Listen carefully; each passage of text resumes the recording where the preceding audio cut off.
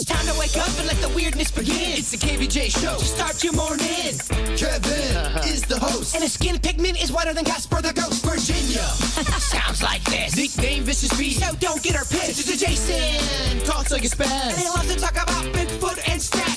So get ready, here we go. You're listening to 97.9 with the KVJ Show. Alrighty, hello and welcome to the KVJ Show. Good morning. What's going on, y'all? You staying warm? It is chilling. Yeah. It got a little cold out there. Might be colder in here. Yeah, I know. I still got my jacket on all the way zipped up. I have not fully warmed up yet. Boy, the worst is if you have... I don't think they're leather seats because it's an old Volkswagen. I think it's more pleather. But, boy, when it gets chilly and if you've got a little space between your pants and your shirt that you don't realize and you first sit down on that, man, that gets your attention. Shocking. Oh, my gosh. I can only imagine we were dealing with a serious cold. Have you seen some of the temperatures up north? Yes, and that looks like no fun. It's unreal. I don't know how you can live. You're talking about temperatures way under zero? Like, that's insane. And there are single digits. In a lot of places, I think New York City, they're maybe dealing with, it's not over 20. It's maybe 9 degrees, I think I saw this morning. So does everybody just say, all right, you cool, you don't have to come to work today? Yesterday was a snow day for a lot of people. Good. So a lot of people did not have to go. So I saw some kids, even kids in the Carolinas, I think they kind of loved it because they actually got a little bit of snow. And so I think there's a lot of snow days going on there. Now, they had a lot of ice. And that was kind of crazy. I don't know if you saw it because it gets on the trees and then it weighs them down. Oh, Man, back in the day when I was a little kid, here in South Florida, we would get frost, we would get icicles. It was more of a common thing than it is today. You never see it now. But I remember at least 3 different Christmases where we had icicles down here. Really? Okay. Yeah. Yeah. Well, I don't know. The temperatures there are changing. And the crazy thing is if you go to the other side of the equator, they say in Australia they're hitting record highs. It's around like 120 degrees in Australia. oh my gosh. Yeah. So Mother Nature's just all kinds of... 120? She all upset. She running hot and cold. I think Mother Nature's going through menopause like Virginia. That's terrible. It is. Yeah, it really is. Yeah, so it's all over the place. I've been watching a little bit of the Australian Open, and they've had tennis players having a really hard time. Yannick Sinner, who's number 2 in the world, he was playing the other day, and the heat was getting to him, and he was sitting there, and his hands were just shaking. And luckily, they took a 20-minute break, and they had to close the roof because it was getting so hot. Wow. Yeah, that's the other side of the world. Yeah, it's hard to hit a forehand when your hand's got the shakes. Yeah, absolutely. I think that's the issue they were going through. So, yeah, we're dealing with cooler temperatures today. It's in the 50s, and it's going to stay cold here for a little while. Looks like most of this week, and then I was even seeing into early next week. You're talking about a 3-day snap where in the morning you're going to have temperatures just above 30 degrees for like Sunday, Monday, Tuesday. Tell you what, half my flowers in my dinosaur garden are now made of metal. Don't have to water them. Smart. They look good still. Yeah. Takes the pressure away, Virginia. It's a smart art piece. It's a good move. Yeah, unless you have time and knowledge, I think it's better to go fake plants over the real. So, yeah, all those kind of things you got to worry about. I guess you're supposed to bring in plants from outside at a certain temperature. Yeah, see, I don't have to worry about any of that with my fake plants. They can stay out there cold, rain, sleet, hail. Yeah, I think if it's like below freezing, you're supposed to bring the plants in. But we didn't get that last night. No, No, not even close. So it might be to that temperature, though, coming up in the next couple of days towards the end of the week. So we'll see what happens. I'm going to have to get out my best butts. Yep. I got all my butts today. Whoa. Okay. It's butt time. You've had those forever, haven't you? You can keep a Ugg boot for like 15 years. I swear you've had them through every station we've ever worked at. These butts last forever. I bet they smell great. You want some? I kind of do, honestly. What do? You want to see how bad it is? You think Virginia has hideous smelling feet? Get in there. This is an old bush. It's a butt. I remember. How long you had that boot? Oh, it men's like 10 years. It smells like breaded chicken. You know the stuff you put on chicken? It smells like that. Oh, like breadcrumbs? Yeah, it smells like breadcrumbs. It's not a bad thing for your foot to smell like. Worse. Sounds like it might be kind of delicious, actually. You want some? No, I'm good. I'm good. He's the official sniffer. I got a good sniffer. You do. You can smell a fart from down the street. Yes, I think you're all good there. Well, KVJ is up and on YouTube this morning. If you'd like to see Virginia's butts, as she calls them, you get a good little snapshot of those by just going to YouTube and looking for the KVJ Show. And if you ever want to watch us on Spotify, we do put every show up later on in the afternoon. We do not stream live there, though. They do not have that capacity. So, yeah, we're pretty much everywhere. And I know that we've added the after the show on many different platforms because we don't have to worry about trademark issues with music on that. We do a bonus KVJ material. And now you can watch that several different places, including YouTube, Facebook, Instagram, and Twitch. Nice. And Denny's trying to figure out the TikTok game as well. Yeah, I saw some people were complaining about TikTok. I don't know. They had some kind of weird power outage or glitch. They just switched over to the American version, where we've taken it, I guess, completely from ByteDance. Now they still have a stake in it, but, whatever the arrangements are. Yes. And I would say the first week is not real strong. So they've already had some kind of glitch. There were a lot of people that were complaining that they had 0 views on some videos. We had one, and I'm like, well, we just suck. But maybe it wasn't that we just suck. Well, that's what I tell myself every time. I'm like, oh, it's 600 views. It must be the algorithm. We don't suck, right? Yeah. Well, there was somebody that had complained because they had done a video, had 200 comments, but 0 views. And they're like, how is that? How is that possible? Yeah. Okay. That's what people are calling other people out on YouTube, where they're buying views and bots and all that. They'll have 2.7 million views, but then if you look at their comment section, it's got 19 comments. But Flip, 40. How can you have so many comments and no views? Because there's something shady going on. They're saying that was the glitch, whatever this fire was that had caused some issues. Because some people were looking at the content. They thought that it was because of the messaging behind it, that they're trying to censor them. But, TikTok is trying to say, nah, it's just that we had a technical glitch, but not a great launch for week 1. No. They might want to go and give it back to China. I kind of like it because it gives me a good excuse. Yeah, it's not the content. It's not us. It's not us. TikTok's fault. Mm-hmm. Well, I guess this is a little strange. Jbird's neighbor has an odd request.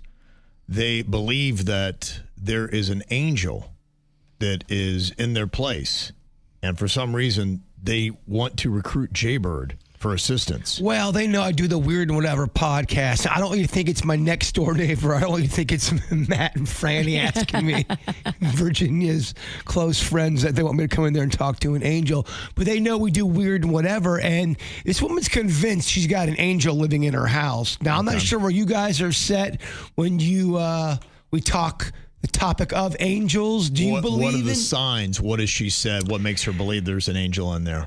She said she's seen an angel there. She says there's moments where she'll be thinking about a loved one and an angel will appear. She comes out at night, sometimes floats over her bed, and doesn't feel scared, feels peace. Yeah. Okay. So she actually is seeing. Unlike in your house where you have the demons and you feel scared. Demons are very rare. I don't think I have demons. I think I have shadow people. Huge difference. Who was pulling the covers off you in that video? I think it was a shadow person. That looked like a demon. Oh, you don't know. You got to get more educated, Virginia. Come on, take this seriously.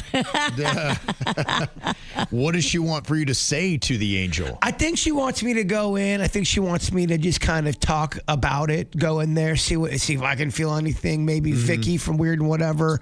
Go in there, see if we can feel anything or Gotcha. get any kind of footage. She's almost looking for confirmation to see if this is all in her mind or if you guys sense anything as well. Yeah, that's the number one thing I get from people who say, I feel like I've had an experience, but as time goes on from that experience, I start to doubt myself, and then I can explain it away. And it's the same thing that happens in the UFO culture where someone will have an experience, and then years go on, they go, did I really see that? It's all in my head. And that's what happens a lot of times. Mm-hmm. So I think, yeah, people like confirmation to make sure they're not going crazy. Now, does she try to talk to this angel that she wants you to talk to? And what does she say to the angel? I think she does scripture. Does she call them out by their name? Just call me angel in the morning. No, I don't. Talk to angel. Yeah, I don't. She calls him out by There is a lot of angel songs she could sing. There is. Or there's. And there's an Aerosmith angel song. We need to get an angel montage and roll you in there with it. You're right. We could do it, but get her an angel playlist. And I do believe music and spirit are connected. That's just a personal belief. I think that there's some types of music that can invoke spirit. Okay. What are your thoughts on that? Am I sounding crazy again? Kinda, but I never thought about it before. Well, I guess my main thing is I was curious, especially in our chat room, how many people do believe in the concept of angels? And I think sometimes maybe angel and ghost, could they be the same? And people just get it kind of confused? I feel like when you think about angels, it's like some higher power, dead relatives, guiding, helping, protecting. When I think about ghosts or demons, I think about, all right, they're in your house. You don't want them there. They're mischievous. You don't know them. Again, I want to reiterate, having demons in your house is a very rare thing to have. It's something that's not that common. I know you want demons at my house. I don't think I have demons. Shadow people is one of your more common things people see. Tall, long, lanky. But they're kind of a dark entity, right? It depends. Some are dark and some just want to play around. It's almost like they get their own personality. Okay. If you believe in this stuff. So are you going to go over to your neighbors and start chatting up our angels? Yeah, I'm wearing my Weird and Whatever podcast shirt right now. We ordered some new equipment so it can run a little bit better, and we'll be back and running very soon. Okay, angel talk. Angel talk, demon talk, because a lot of people do think they have demons, and most of the times it's not. It's very hard to get that whole demon thing. You have to get with a real priest. You have to get on a list. You have to call the church. It's not one of those things that's an easy process to go through. Are you going to get the angels and demons talking with each other? Well, that's not up to me. And why do I think it would sound just like The View? The show? Yes. They interrupt each other constantly. No, I can't understand anything. Okay, always the interesting request for this guy, huh? Yes. Yeah. Is this girl who's asking you to come over single? I didn't get in. Come on, you always think these. Because I've just had it happen too many times where girls are sliding in my DMs trying to come up with a creative reason to get FaceTime with Jbird. Like, oh, I'll tell him I got angels in my house, and then he'll come over, and I'll be wearing some sexy outfit. Should be wearing angel wings. Should be dressed like a Victoria's Secret. Victoria's Secret angel. And, that's the angel. Whoopsie! I don't think my cleavage is out. I don't think it's that. I don't think it's like that. Okay. Right. Well, I guess when you get into this age, you start exerting yourself a little bit more. You want to show that you are in control of you. I mean, the kid's not even 3 yet, but already Baby Lochlan has decided that he's not going to listen to every command that his parents give him. But his parents still are adults, and they have figured out a way to get him to still do what they want, but there's a dance that they have to do. He doesn't respond to you, but he does respond to a puppet. A dinosaur puppet. Aww. I get it. So we'll give him a command or, just something like, hey, we've got your food. You hungry? You want to eat some food? And he'll be like, no. So then if we walk to the other room and put on the dinosaur puppet and come back, and the dinosaur's like, oh, look at that food. It looks so good. You want any? And he goes, yeah, dinosaur, I love food. And then he'll sit down and eat. So anytime we ask him anything as the dinosaur, he'll do it. Do you have a cool dinosaur voice? I'm like, hey, Lochlan. Whoa, that looks good over there. Oh, I love it. It's kind of, so Jen and I kind of try to do the same voice because we constantly have to take turns as the dinosaur. But it's been our method and it works. He won't listen to us anymore. I mean, in some capacity he will, but there's a lot of things. Like if he doesn't want to do something, he will not listen to us. What happens if this lasts till he's like 16 or 17? All right, Lochlan, you got to go clean your room and do your homework. I'm like, hold on, Logan. I'm going to go get dinosaur. We'll clear this up. But yeah, now even to where it's kind of terrible because he wants to go to bed, but he likes the dinosaur so much, so he wants the dinosaur in bed. And so I have to just lay there with a puppet on my hand until he falls asleep, which is pretty rough. And then if he wakes up in the night and then comes to our bed, I then have to put the dinosaur puppet back on until he falls back asleep. So my hand's been super sweaty the last few days because it's in this rubber dinosaur mask. But it's a pretty good tactic to get your kid to do something. He doesn't want to listen to you, but he loves dinosaurs. Right. So we got a T-Rex dinosaur puppet. Oh, I saw him at the live show. He was rocking a dinosaur headpiece. Yes, he loves nice. that. Okay. He's a dinosaur person. I love it. Mm-hmm. So he sleeps in that, which sucks. He does, okay. Because he destroys it almost every time he sleeps in it. He won't let you, if you take it off while he's falling asleep, he'll wake back up. So you have to wait till he falls asleep. But Gotcha. So we bought a 25 pack of them. So every time he breaks it, we just swap it out with a new one. That's funny. But yeah, he sleeps now in that thing, which is it's made of cardboard and string. Yeah. I got to tell you, if adults are that way, though, I would put a hand puppet on. Definitely. Yeah, if you I'm probably like- get so much out of me in Virginia. Yes. You, my wife, my kids, all that stuff. I'm happy to put on a hand puppet if you actually just listen to me. That'd be great. Maybe I should try that. Our next meeting with Yes. our bosses. Yeah, there are a lot of things that I say, nobody listens to me. I'm just going to start putting on a hand puppet and see if it works better. You should pitch it normal. They're going Yes. to turn you down, then bring out the dinosaur puppet. Okay, everybody. What do you think about Kevin's idea? We do it like this. That would be amazing. Oh my god! Wow. They would be like, what the hell? Is Kevin okay? Yeah, no, not okay. Kevin's not okay. Dude's definitely lost it. All right, well, can you tell us from this calamity who is responsible? Is it Jbird or Baby Lochlan? One of them got scared from a Kermit the Frog puppet. Oh, no. Seems like Lochlan loves puppets, so why would he be scared of a Kermit one? So does his godfather. Loves a puppet. Yeah. But his godfather's kind of jumpy. He is. He gets startled easily, so I'm going Very to go with Bird on easily. that. Yeah, me too. Yeah, it was me. It was. Okay. It fell off my little hutch area and landed on my shoulder and scared the hell out of me. That's hilarious. Look, frogs! Which one do you think threw up in an Uber? Was that Jbird or Baby Lochlan? Oh, no. Gosh. Bird's a little barfy. Yeah.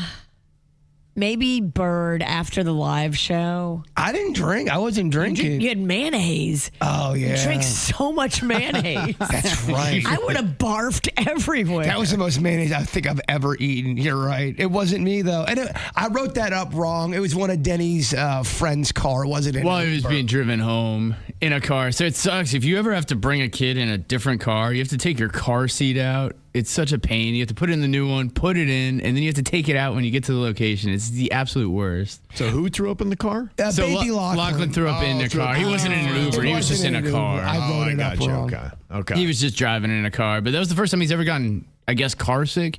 He reads books in the car, never has an issue, and he just barfed. I don't know if that was a mistake or maybe Sometimes kids just barf randomly. I agree. And there's really no way to figure out why. Yeah. I've seen kids barf a lot and puke and rally really quickly. Yeah. They Throw barf up and they're back at it, man. They almost don't even notice they barf. They just are right back at it. It's weird. It really is. If I barf, it's going to take me out of a game for a minute. Oh, I'm sniffling. If I barf, first of all, I've aged 35 years in the face.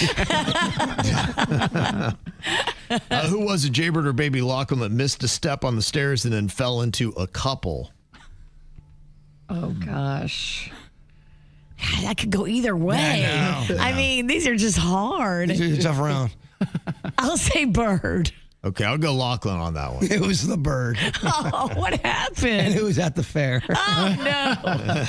And I tell you what, that fair appearance was packed with excitement. A lot happened that night. Yeah, a lot did happen. Who dropped a brand new bottle of Coca-Cola and it exploded in the parking lot? Oh. I'll go Lochlan on that one. I'll go Jbird. Yeah, Virginia's right. She has seen it happen. And sometimes you can drop a 2-liter. It's fine. Other times that thing detonates like a bomb. It true. sprays. Yes, it explodes and sprays. I've seen it. It's a skill you have. For 1 minute, I was the weirdest person in the liquor store parking lot. And that says a lot because you have a weird liquor store parking lot. Yeah, Kev, you should just come one day and just walk around the liquor store parking lot just to see. I've been there. I don't walk around it. I get in and out as fast as I can. Stay in your car. I would run in and run out. Yeah, they need to get a drive-through. I was showing your parking lot the other day to my friends. I was like, look, that's his liquor store parking lot. They're like, ooh, it looks so dangerous. Yeah, even the ducks are packing. Oddly enough, they have a good selection of cheese in there, though. They really do. It's the weirdest thing. It is. It's amazing. High-end cheese, too. It is. Terrible parking lot, great cheese. Odd. And which one, Jbird or Baby Lochlan, just falls out laughing when they hear a Sammy Davis Jr. impersonation? Oh my gosh, probably either one. I would love a Sammy Davis Jr. impersonation too. You would, okay. Well, I'll maybe go we'll get it. Lochlan. I'll go Lochlan. Okay, all right. I'll go Jbird. He just loves Sammy Davis. It was Lochlan, and it was Bird's impression of Sammy Davis. He was belly laughing to the point he couldn't get off the ground. He fell on the ground. He'd laugh and then was drop. laughing so hard. Weak in the knees laughing. I couldn't believe. I'm like, oh man, this is good. My Chase is feeling. Who would have known he loved Rat Pack comedy? I know That's that's the oddest thing. It was so no one could believe it. I feel like you got to lay it on us. Hey babe, I'm the candy man, babe. Yeah, I got a glass eye, babe. And he just thought it was amazing. He'd laugh and then walk away and drop to the ground and just lay on the ground. And just started It was amazing. Laugh again. It went on for a good 10 to 12 minutes. I love it. Man, I got to start working him into the live show. Maybe we should have Jbird break out a Sammy Davis Jr. impression. It's terrible. He only likes it because he's young. He doesn't know any better. What does he like better, the dinosaur puppet or Sammy Davis Jr.? So he respects the dinosaur puppet as an authority. I think he just enjoys the Sammy Davis Jr. He wants For comedy. He wants to hang out with the candy man, babe. Feels like you need a Sammy Davis Jr. puppet now, too. Oh, that's a good There you idea. go. Do you sell those anywhere? Let's Put on the Dean Martin roast for him. There you go. You know, people love their dogs. But just how much do they love them and what are they willing to do for them? It's kind of crazy as they looked at this little survey of just how people pamper their pooches. Now, Virginia, I know you don't have dogs. You're one of the few here on this show that's not a big old avid animal person, a lot because of your allergies that are going on. I love animals. They don't love me. I'm allergic to everything. Just kind of curious if you've had dogs, how many of these you would say yes to? According to a survey of 2,000 people, 97% of them consider dogs to be full family members. I would agree with that. Yeah, I agree. No doubt. You feel like they're just part of it, they're a personality, and they just fit right into the mix. 29% say their entire life centers around their dog. Aw. Well, especially if your dog has got medical issues or special needs you got to tend to, it does change your schedule if you're the one that's taking care of that dog. Absolutely. Or a cat or whatever. It does. If you love your animal, your schedule kind of starts to revolve around that. They say 87% of people call their pet their best friend. Aw. So yeah, too, they don't talk back to you. There's a lot of good stuff that goes on with that. They say that 75% regularly have conversations with their dogs. Oh, yeah. Oh, my gosh. Poor Chewy, the things he heard. He's like, what? You think I'm a therapist? You're in a better place now, bud. 62% use a special dog voice when talking to them. I do that. Aw. Yeah, at least for Coco. Yeah, we got 3 dogs. So I definitely have a Coco voice. Nearly half share their bed nightly with their pet. So people are kind of torn on that. I've heard people who, talk about all the germs and all the nasty stuff that they bring in and why it's such a bad idea. But there's something special about having a dog share your bed with you. Yeah, that's the kind of thing I think what happens to a lot of dog people or just animal people in general. You stop getting grossed out by certain things because you love that creature so dang much. Mm-hmm. Chewy wasn't able to get up. My dog Chewy had arthritis, so he couldn't go upstairs a lot. So I'd lay with him on the floor in the living room. That's where I would sleep at. Okay. And he loved it. Didn't you have a dog die sleeping with you in between your legs? Yeah, absolutely. That was our last dog. That was Chewy, the Chihuahua. After going through something like that, how do you ever let a dog sleep in the bed with you again? That to me would be traumatizing. Yeah, and I guess it would and it should, but probably more of what I was I just realized that when dogs get old, you can tell they're just kind of freaked out.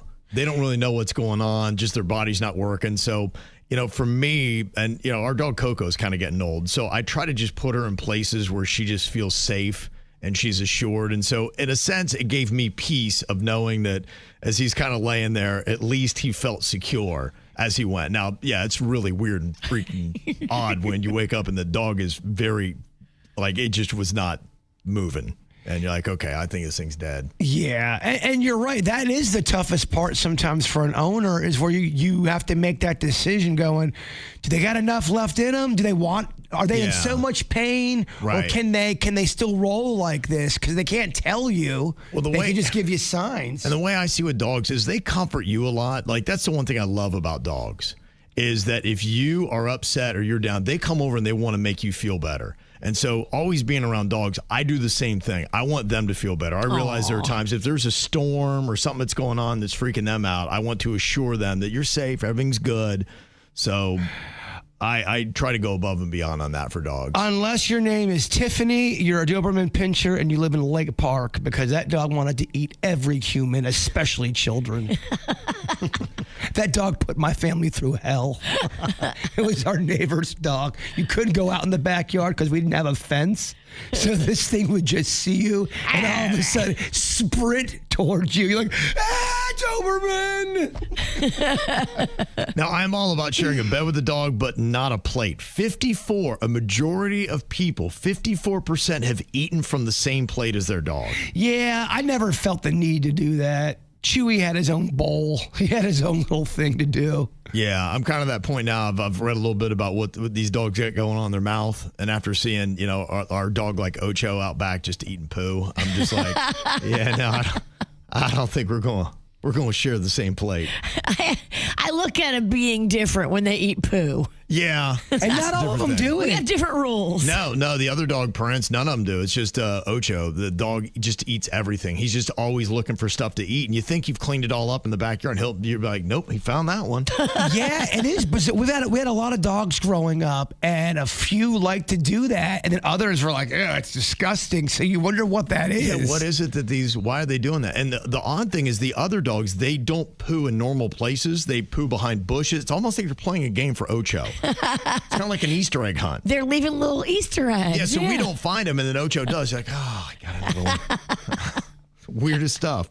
40% of people throw their dog birthday parties. Aww. I mean, I get it. Look, if it makes you happy. Yeah. I know some people will say it's corny. Right. I think it's probably more for you than it is for the dog. It's like, I don't know what's going on, but I'm just glad I'm getting treats. It's definitely more for you. 45%, almost half of all pet owners, at least with dogs, have created a dedicated social media account for their animal. Oh, I mean, I turned my entire Instagram into every day there was me and Chewy. I mean, there was a lot of Chewy pictures. It was cute. To a point where Virginia's like, all right, enough with the Chewy pictures. Yeah. We need to get you a girlfriend. Well, they'll do a whole page just for their dog. Yeah. And then half of them will dress them in costumes. I'm sure that's what a lot of the photos are for. 28% will cook them homemade meals. And 21% take their dogs to spa days. That's a very Boca dog. Yeah. I mean, that gets expensive. Boca dogs get spa days. Yeah, well, we didn't do any of that. Yeah. Okay, so what do you think are the most coolest dogs that we've ever seen? Can be from TV, movie, literature, anything, or even in real life. What would you say would be the ones that would make your top 4 list if you had to say? My number one's easy. It's got to be Scooby-Doo for me. Grew up a huge Scooby-Doo fan as a kid. My oldest kids, they love Scooby-Doo. Scooby's got to be number one. Was there a funnier dog than Scooby? Well, I mean, he just crosses over through pop culture. He's been around forever. He's got a good crew with him, loyal. Mm-hmm. Now, Snoopy might be another dog that people would say would be up there for them. Snoopy been around for a long time. Had a great imagination. Was a World War I flying ace on that doghouse. Snoopy would probably make a lot of people's top 4. I don't know if Snoopy makes mine. Is Snoopy one of your 4 favorite dogs of all time? I don't know if he makes the cut. He's cool though. Snoopy is cool. Calm, cool, and collected. He is. He's got a little swagger to him. And I got a theory. He didn't really like the woodpecker that much. I felt like the Woodstock? Yeah, Woodstock. I felt like Woodstock kind of got in Snoopy's way, and Snoopy wanted to chill, and Woodstock was a little much for him. That's a theory. Okay. Now, Virginia, I would imagine that one of your favorite 4 dogs would be Bruiser from Legally Blonde. Oh my gosh, I do love that little dog. A Yes. little Chihuahua, right? Adorable. Okay, that'd probably make your list. Spuds McKenzie. Oh, yeah, you're just bringing that up yesterday. All that he stands for. Yeah, wasn't there Alex the Stroh's dog? Yes. There's been a couple beer dogs. That's kind of a cool dog, too. Might have put that up there. Marley from Marley and Me. That actually is a movie that was filmed in South Florida. Yeah, it's a real pick-me-up. It is. So I think just because it's kind of a downer, but what a cute dog, though, man. I'm not kidding. I don't think I've seen that many humans cry in a movie theater. Aww. Like all you heard was it's all you heard throughout the theater. I love the Saint Bernard in every cartoon that they send up to like save people, and he's got a little wooden barrel attached to his collar. In that wooden barrel is alcohol, and that's what he's supposed to give people that are stranded up on the mountain, frozen to death or whatever. So the cartoon Saint Bernard. Okay, so that's what you need, huh? Because he's got, a cask of liquor. Okay, so Virginia wants the booze dog, and she wants the little feisty one from Legally Blonde. Yes. Bruiser. I like the pit bull from the John Wick movies. That was a cool dog. That dog was always there. That's one of my favorites. I also love Fly. That was the dog from Babe. Remember that? Okay. Oh, yeah. Yeah, the Border Collie. Love Border Collies. You do love a Border Collie. That's my favorite kind of dog. You had a Border Collie. Oh, I did. What a great dog it was. You guys were buddies. Mm-hmm. And, so I would have Scooby-Doo Pit Bull from John Wick. I'd have the dog from Babe. I got to think of a fourth one here. Now, you've got Toto from The Wizard of Oz. Famous dog. Look, that dog had savvy, baby. He knew what he was doing. I think he helped Dorothy. Okay. You got the Slinky dog from Toy Story. That, if you like the cartoon version. Do you remember the movie Turner and Hooch? Yes, not a very good movie. Okay. How about the dog? I think if Tom Hanks could get rid of a movie, that would be one of them. That'd be the one he just erased. You also have Chance and Shadow. Do you remember the movie Homeward Bound? Yes. The 2 dogs are trying to find their way home. And you've got Lady and the Tramp. Yeah, that's a good one. You've also got the dog from The Fox and the Hound. Okay. The Hound. Mm-hmm. And then Astro from the Jetsons. Of course, you love Astro. I love the Jetsons. Here comes old people. Meredith said she loved the sheepdog from Looney Tunes. Remember that one? That was the one who was supposed to be watching the sheep. Yes. That actually was a really cool dog as well. Yeah, that was good. Lassie, a little bit before my time, but when I was a kid, I remember they had a movie about a dog named Benji. Do you remember that? Oh, yes, totally. Benji the dog was kind of a big thing back in the day. My list is a little bit older. I'm not sure if anyone's going to even know. I got Cujo.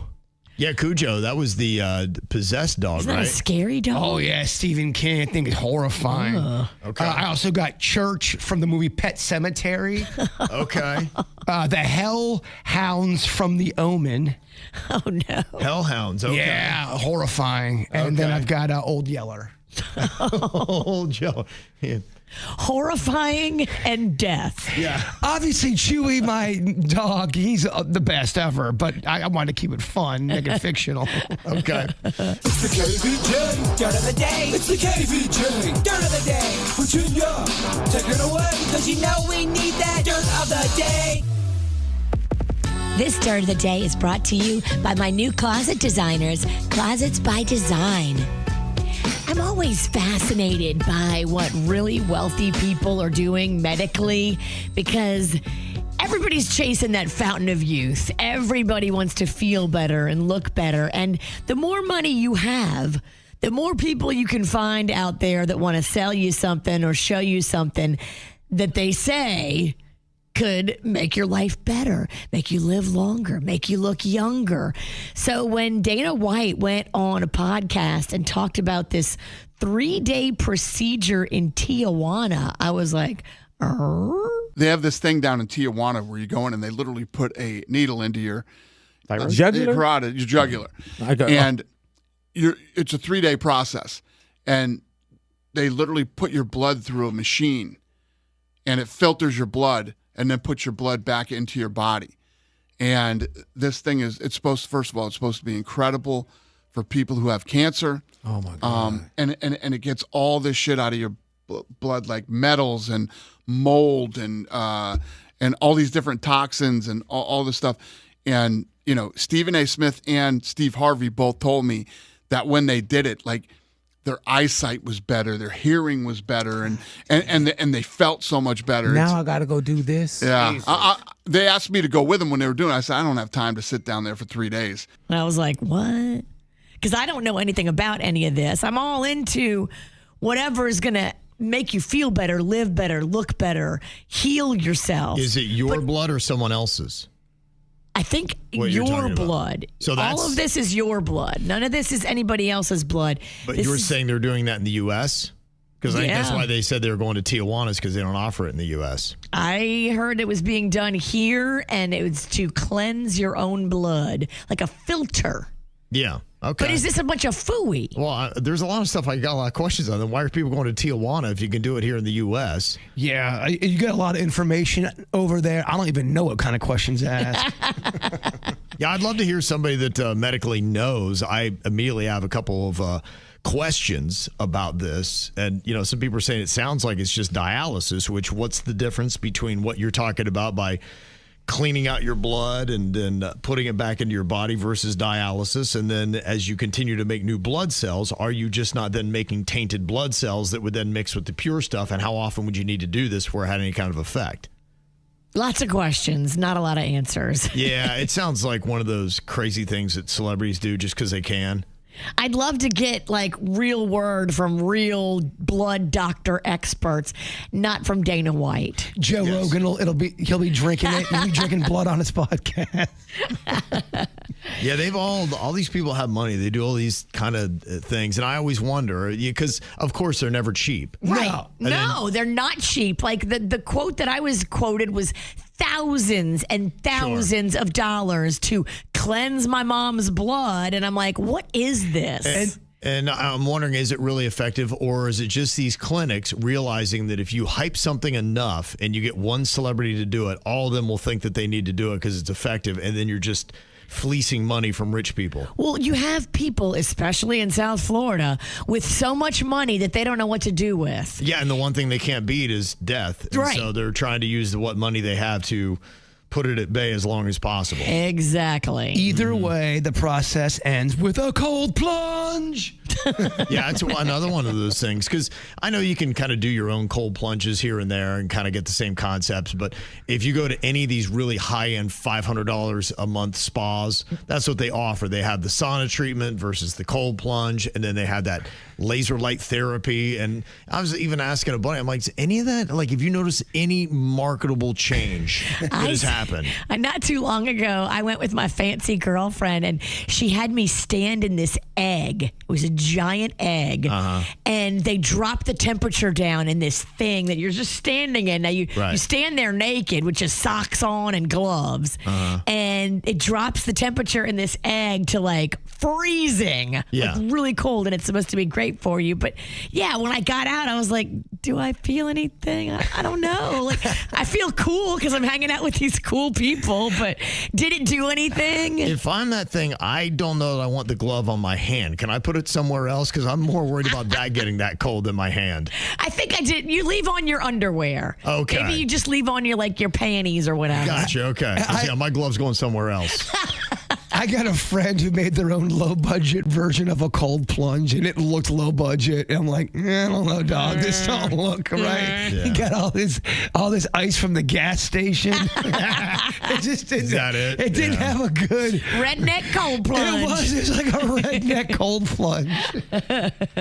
Well, in other news, still on the medical tip, if you watch The Real Housewives like I do, you saw what happened to Brandi Glanville's face. I mean, she was saying that she got a parasite in her face, but other people that have looked at the pictures say that it was some sort of facial disfigurement because she got, injectables in her face, and one of the injectables that she was injected with was rotten.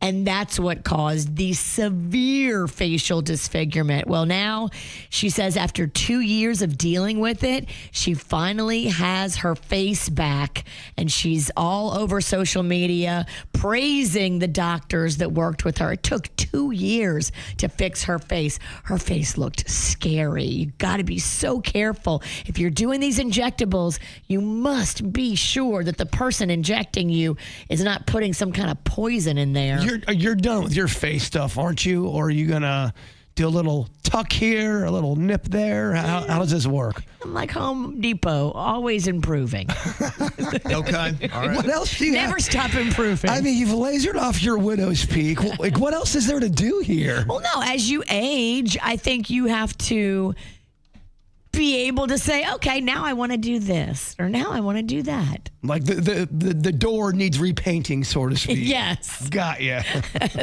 Quite a few things need repainting over here.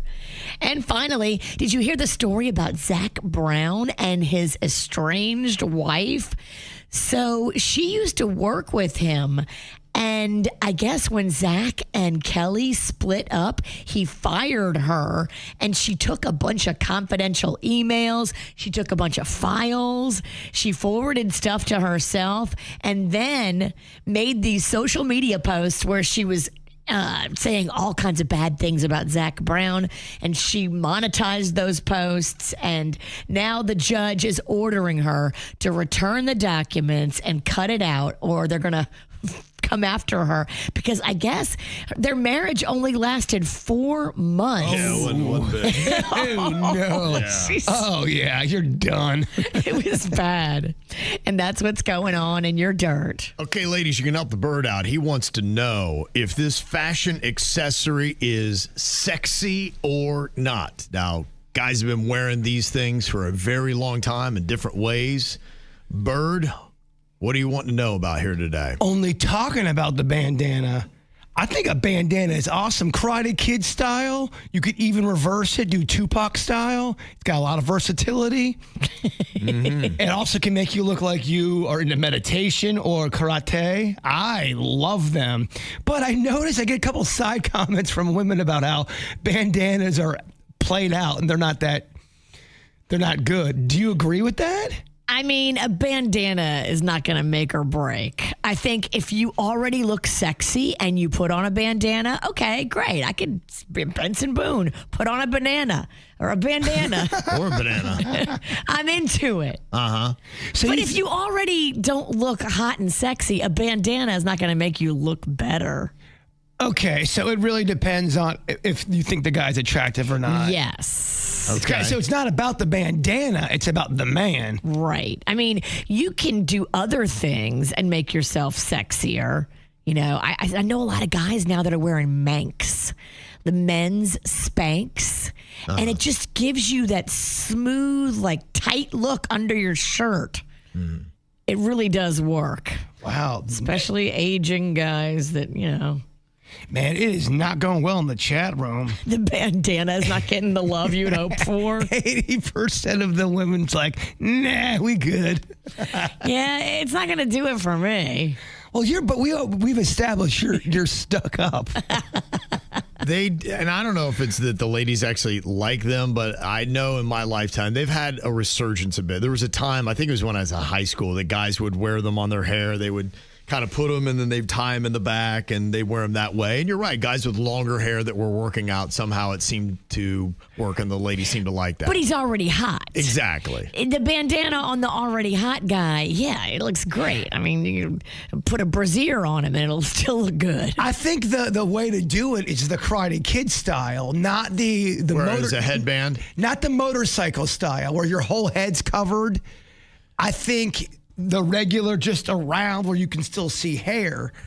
Now, does that help out the guy with the Dr. Phil hairdo?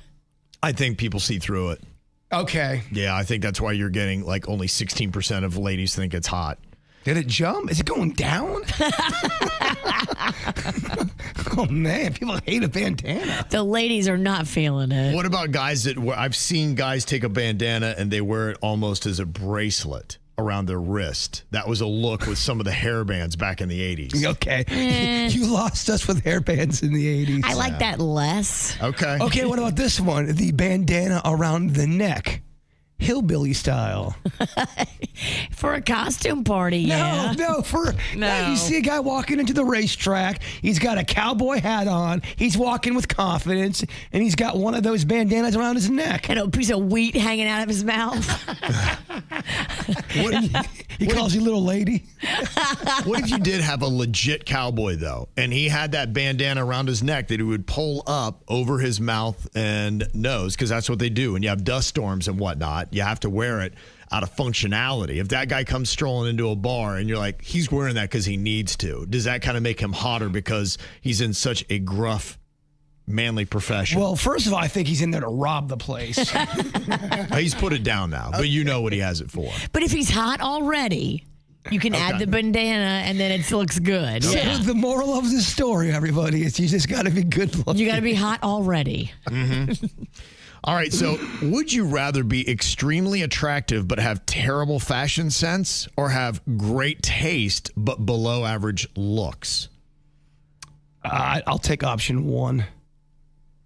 You're going to go with the I'd rather dress extremely weird. attractive but you just have terrible fashion sense. Yeah, I'd rather go with that one. Yeah. Extremely attractive cuts through.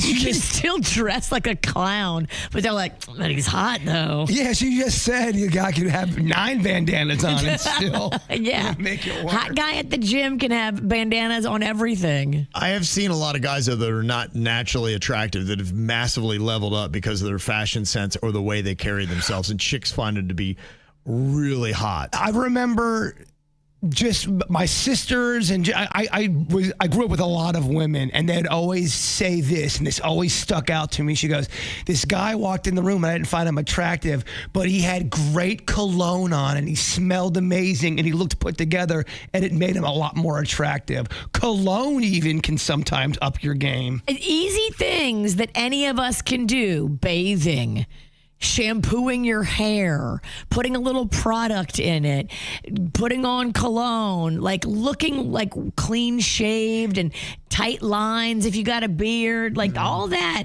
can help. Absolutely. Don't get caught screaming by yourself in a car at a red light. That doesn't look good either. I'm just trying to help. All right. Little piece of advice.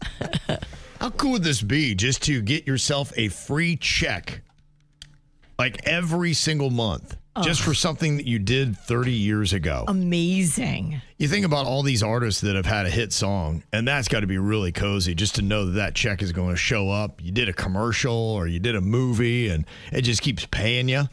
Because you think about a lot of these actors that you see in Hollywood, they're not acting or doing jobs that often. And yet they seem to be okay. They're living life and going around and shopping and living in a pretty nice house that can't be cheap. Something's paying for that because a lot of them aren't working. They're just kind of hanging out. Like, that's pretty awesome. Now, Jbird said a KVJ Nationer came up to him with a barbecue sauce that he created back in the late 90s, and he'd helped develop and market it, and still gets about $10K a year through royalties. Yeah, you know how, Bud's Chicken and Seafood's kind of just like in this area? Oh, this guy did something like in his own region where he helped develop a sauce, and I guess they still sell it in that area, and he was very upfront with how much money he gets per year. He gets anywhere between $6,000 and $7,000 per year, which I thought, hey, that's better than nothing. Yeah, for doing nothing. Doing nothing. He absolutely does nothing now. Yeah, I think people were smart with their money. They have something along those lines that they get a dividend check every single month or every single year. And yeah, I mean, if you've played it right and you've done good things with your money, then a lot of times you have an income that's always kind of coming in. It's almost like a pension. And so if you're smart, that'd be one thing to tell somebody early on. Try to find that thing. All right, let's get smart. What can we do? Yeah, it might be too late for us. Let's get that pension. Let's get them residuals. I love how you said, let's get smart. Like we even have the option. Let's watch a YouTube video instructional. How do you get smart? I think a lot of it's just luck of the game. I think you're right. I think luck has to do with I think hard work obviously is a very big deal, but hard work and luck sometimes have to hit head on. You're right. For magic to spark like that. All of these people in my life acting berserk. I'm feeling all pissed off and hurt. I need to know if I am the jerk. Oh, am I the jerk? Oh. Okay, this person want to know if they're a jerk for doxing their waitress. Says, my husband, our 11-year-old daughter, and I went out to eat. Our daughter ordered an appetizer, a burger, and later wanted cheesecake. And the waitress looked at her and said, haven't you eaten enough? I don't think you need cheesecake. Damn. She did not. You don't want the boys thinking you're a pig. Oh, my gosh. My daughter was mortified. We paid and left without tipping. We also left a negative review naming the waitress directly. Yes, we also went on social media and doxed this woman. Nobody speaks to my child that way. Some of my close friends say that we went nuclear and crossed a line by doxing her. I still feel like she crossed a far worse line than my child did, or than far worse one with my child. Was this justified, or did we overreact out of anger? I talked over you. Did you say that the waitress said something about the boys calling her like a piggy or something? Yeah, she said, you don't want the boys thinking you're a pig. Oh. That is so out of bounds, man. What kind of tip you think you're going to get after that? Well, yeah, when you say something like that, you just need to be prepared for whatever bad stuff happens to you afterwards. Yeah. Maybe don't talk like that. And why would any server ever discourage people from ordering more food? You get a percentage. That's what your tip is based on. Like, what are you an idiot? So, who knows? Maybe they were high. Maybe they didn't know what...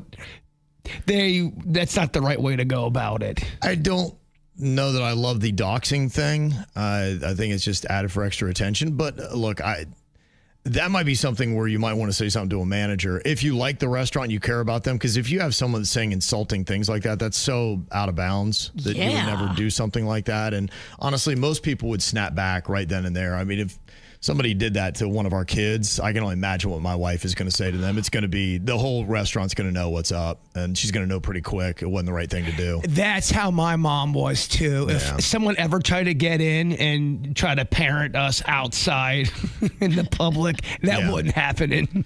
Yeah, I don't know that I like the doxing, but I am okay in that instance saying to the manager, saying, hey, look, this is what your waitress said to us, and that could be affecting. If she's saying this to other people, first of all, you're going to make kids feel bad, and second of all, she's cutting you out of. She's not cut out for her job. She does not need to have that job. She's undermining the restaurant, and she's selling less desserts. Right. Like, what are we here for? Yeah. I'm with you, though, the Kevin Ralston. I'm not a big fan of the whole doxing thing. I think that can really lead to some bad stuff eventually. Well, look, people will do things that are completely out of line, but I think how you respond when they do, it's not to let them walk all over you, but I think that there's measured responses. And there's also different forms of doxing. Now, there's going to Yelp, leaving a review. I wouldn't necessarily call that doxing. Now, there's also going on social media saying the lady's first name, middle name, and last, telling everyone where she lives at, getting her phone number out. Now, that's doxing. Yes. Mm-hmm. Yeah. Well, I think it's just you're going to end up that's going to end badly eventually. Yeah. So I don't know that I like the doxing part of it. I am okay with you saying something to a manager. That's fine. But yeah, I think it's a little, but we'll see where people are set. Because some people are saying, if you're ever going to dox somebody, this is somebody who deserved it. Is doxing legal or illegal? Well, now look, there's a couple things you're saying. I mean, when you're talking about doxing, are you giving away her address and her phone number, or are you just saying, I went to this restaurant and there was a waitress named Mabel that said something insulting to me? That's a different level. I think if you give out the chick's address and phone number, how you're they would insane. have that, I don't know. And you can get that stuff. Yeah, that stuff's not hard to get. You can absolutely get it, but I don't think that's how you should take this. No. If you want to complain about the restaurant and her and tell everybody what she said, I'm fine with that. If you give out her address, that may be an area you shouldn't delve into. Well, at that point now, I just think you're going down an area. How do you know she didn't have psycho people in her life? And they're putting our information out. You just start some kind of people are crazy, y'all. Right. Trust me when I tell you that. People are crazy out there. Well, 61% of people said that she is not a jerk for doxing the waitress. 39% said she is. So the vote is you are not a jerk. Definitely the waitress is the jerk. She's definitely the waitress is a jerk. Yeah. She should not be serving food and dealing with the public. Right. I don't think she gets it. Now, Christy wanted to know if she was a jerk. She said, my son has his driver's permit, so I let him drive me to a store. There's a spot close to it, but it had a shopping cart in it. So I jump out, I move the cart so he can park, and there's no cart return nearby. So I moved the cart in between two parked cars where the bumper of a parking spot would be, between the hoods of the parked cars. I run into the store, do my errand, and as I was leaving, a lady in line asked me if I was going to return the cart to the store. I looked puzzled, and I said, well, that's not my cart. She said, I know, but you moved it. I said, yeah, I moved it in order to park. She said, I know, I'm just saying. I was kind of taken aback at the accusation. I said, okay. I just walked out of the store. Look, I am a cart returner for the record, but in this instance, I thought it was fair what I did. I moved the cart out of the way of anyone else. There was no risk the cart dinging somebody's vehicle or inhibiting anybody else from getting into their car or leaving the lot. My husband kind of disagrees with me and thinks maybe I was a jerk for not doing that. If I touch a cart, do I now own it? Man, this cart thing it tears people apart, Virginia. Why would I care what anybody else in the grocery store parking lot is doing with their cart? I don't notice. I don't care. Yeah, I was at a place the other day. Now I return my cart. Mm-hmm. There was nowhere to return the cart, really. I mean, the way the parking lot, it was so far from the store, so they're expecting people to park all the way down and then walk all the way back to the front of the store. Not everyone's going to do that. No. It just there was no cart buggy area to put the cart. Right. So if you were bringing your groceries and you had to walk all the way back, it's going to take you 7 minutes. Mm-hmm. What do you do on that? I mean, you know what I do. You're going to leave that cart. I'm going to leave that cart. And then laugh. And not care or think about it after I pull out of the parking lot. So apparently, according to this other lady, she had to return the cart since she touched it. That's crazy. Well, then that means you'd be putting everyone's cart away eventually. Look, man, I have done a lot of research. I ask people all the time because this is such a hot topic. Majority of people say they like going out to get the carts because it gets them out of the store. The workers, yes. Retrieving the carts. They like being outside. Now, with the carts hitting other cars, that's a different story. I see why people get mad at that. But everyone always goes, it's not fair for the person working who's getting paid to go get the cart. Well, I'm just telling you, a lot of people want to go get the cart. Right. Now, 90% of people are saying you're not a jerk for not returning this cart that wasn't yours, that someone else had left into the parking lot. But one person is saying, you know, the cart's right there. You're heading into the store. Why didn't you just take it? Now, I think she was going into a store that wasn't the Publix, so that might be the answer. That's to say I was going to the UPS store, not to the Publix store. The person who wrote that comment is also the person that said, oh, you forgot to give us homework today. We need homework. I can't imagine ever saying anything to anybody in a parking lot or in the store about the cart. I wouldn't notice what you did with your cart because I'm too busy not putting my nose in everybody else's business. I got hit up the other day at the parking lot at Walmart, and I saw the whole thing develop. I'm like, oh no. And he had a pad in his hand and wanted me to sign stuff about some law and some bill. And I'm like, oh man, I already signed it. And got in the car and drove away. He didn't believe me either. Go, so you signed this piece of paper right here? Go, yep, sure did. That's the one. Okay. All right. Well, majority of people are saying that Christy is not a jerk. Boy, what a huge business this is now. Just crazy. You think nobody was doing this 20 years ago, and now it's what almost everybody is doing. Shopping off of social media. You go on to your Instagram or your TikTok and all those places, and you are one click away from that impulse buy. So effective. And they're making tons of money. They say Americans waste $8.7 billion chasing TikTok trends that they're going to wind up hating in 6 months. You see something on there, you'd be like, I got to have it. You know, we were talking about that earlier. We're just, doing blood transfusions. All of a sudden, everybody wants to chase it because you see it. You get a video of it. And you're like, oh, my gosh, this sounds good. And look, all the time, I'm right there with you. I feel the guilt as well. And they speak to you. They know what the ads are. I keep seeing that one ad, and it's probably just tailored to me because it knows I want to learn AI. It listens to you. It sees your habits. It notices what you notice, and then it gives you more of those ads. Oh, you think that Bigfoot statue is targeted to me? Yeah, right, huh? They saw you coming a mile away. That baby's supposed to get to my house today. I had to cancel a few appointments to make sure that I'm there this time. Well, thank goodness. Very excited. Don't worry, there'll be a video. Yeah, I wonder if this is ever going to level out. They say 61% of Americans have regretted impulse purchases influenced by social media. And can you ever think a point in your life where you were influenced that radically and then the point of purchase was right there at your fingertip? Yeah. Oh, yeah. Many things. I got that dose for your liver because Instagram was talking to me, and I was like, is it a sign?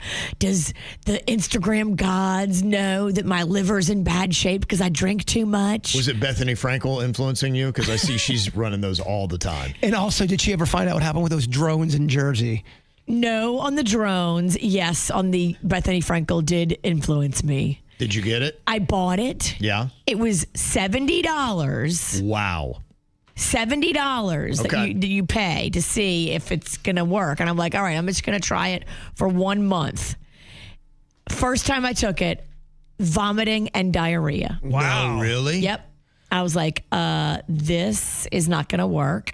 I was like, okay, 2 weeks later, let me see if it was the dose or if it was just maybe something I ate randomly. Nope, it was the dose. Same thing. Really? Wow. Whatever's in it, I can't tolerate it. And I have the stomach of an ox. How about that? That's crazy. Crazy, because I can tolerate anything. Yeah. I bought dinosaur guns that I regretted. What's a dinosaur gun? Exactly what it sounds like. A gun shaped like a dinosaur. Okay. Water gun or it spits real out, gun? Spits out balls at you. And it didn't work very well. It was made cheaply. Didn't look anything like the picture. Yeah. And it was a waste of money. And of course, it was a 1A buy. Okay. Well, there you go, kids. Don't buy dinosaur guns.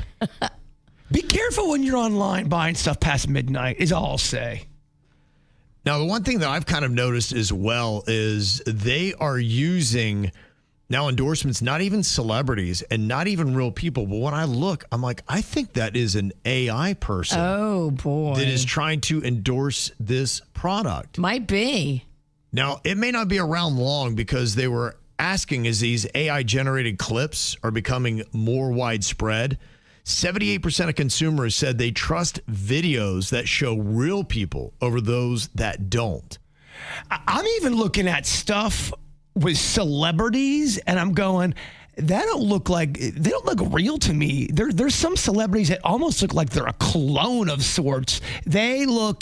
There's nothing behind the eyes, and I don't know if everyone's doing Ozempic or they put it through a filter, or I don't know, but it's looking weird. There was a guy in an Instagram video that I saw yesterday or the day before, and he was talking in his normal voice, and it was a warning saying you need to watch being influenced by celebrities. And as he's talking and giving you this message, he keeps changing to all these different celebrities, and it looks like Shaquille O'Neal is sitting there, and then it looks like Madonna, and then it looks like Sydney Sweeney, and it's just one after the other, and it looks exactly like them, but it's still his voice during the entire message. Like, crazy. Yeah, that is pretty insane. You know, and these celebrities, I'm sure there's some talks about what do we do when people start using this kind of stuff. And let's say Bethany Frankel didn't even endorse Dose. It was somebody did an AI of Bethany Frankel, and you're buying it, and then you're having explosive diarrhea all over your house. Well, she endorsed Dose, and this was like a couple months ago, and then she just came out and said she has stage 2 liver disease, and I was like,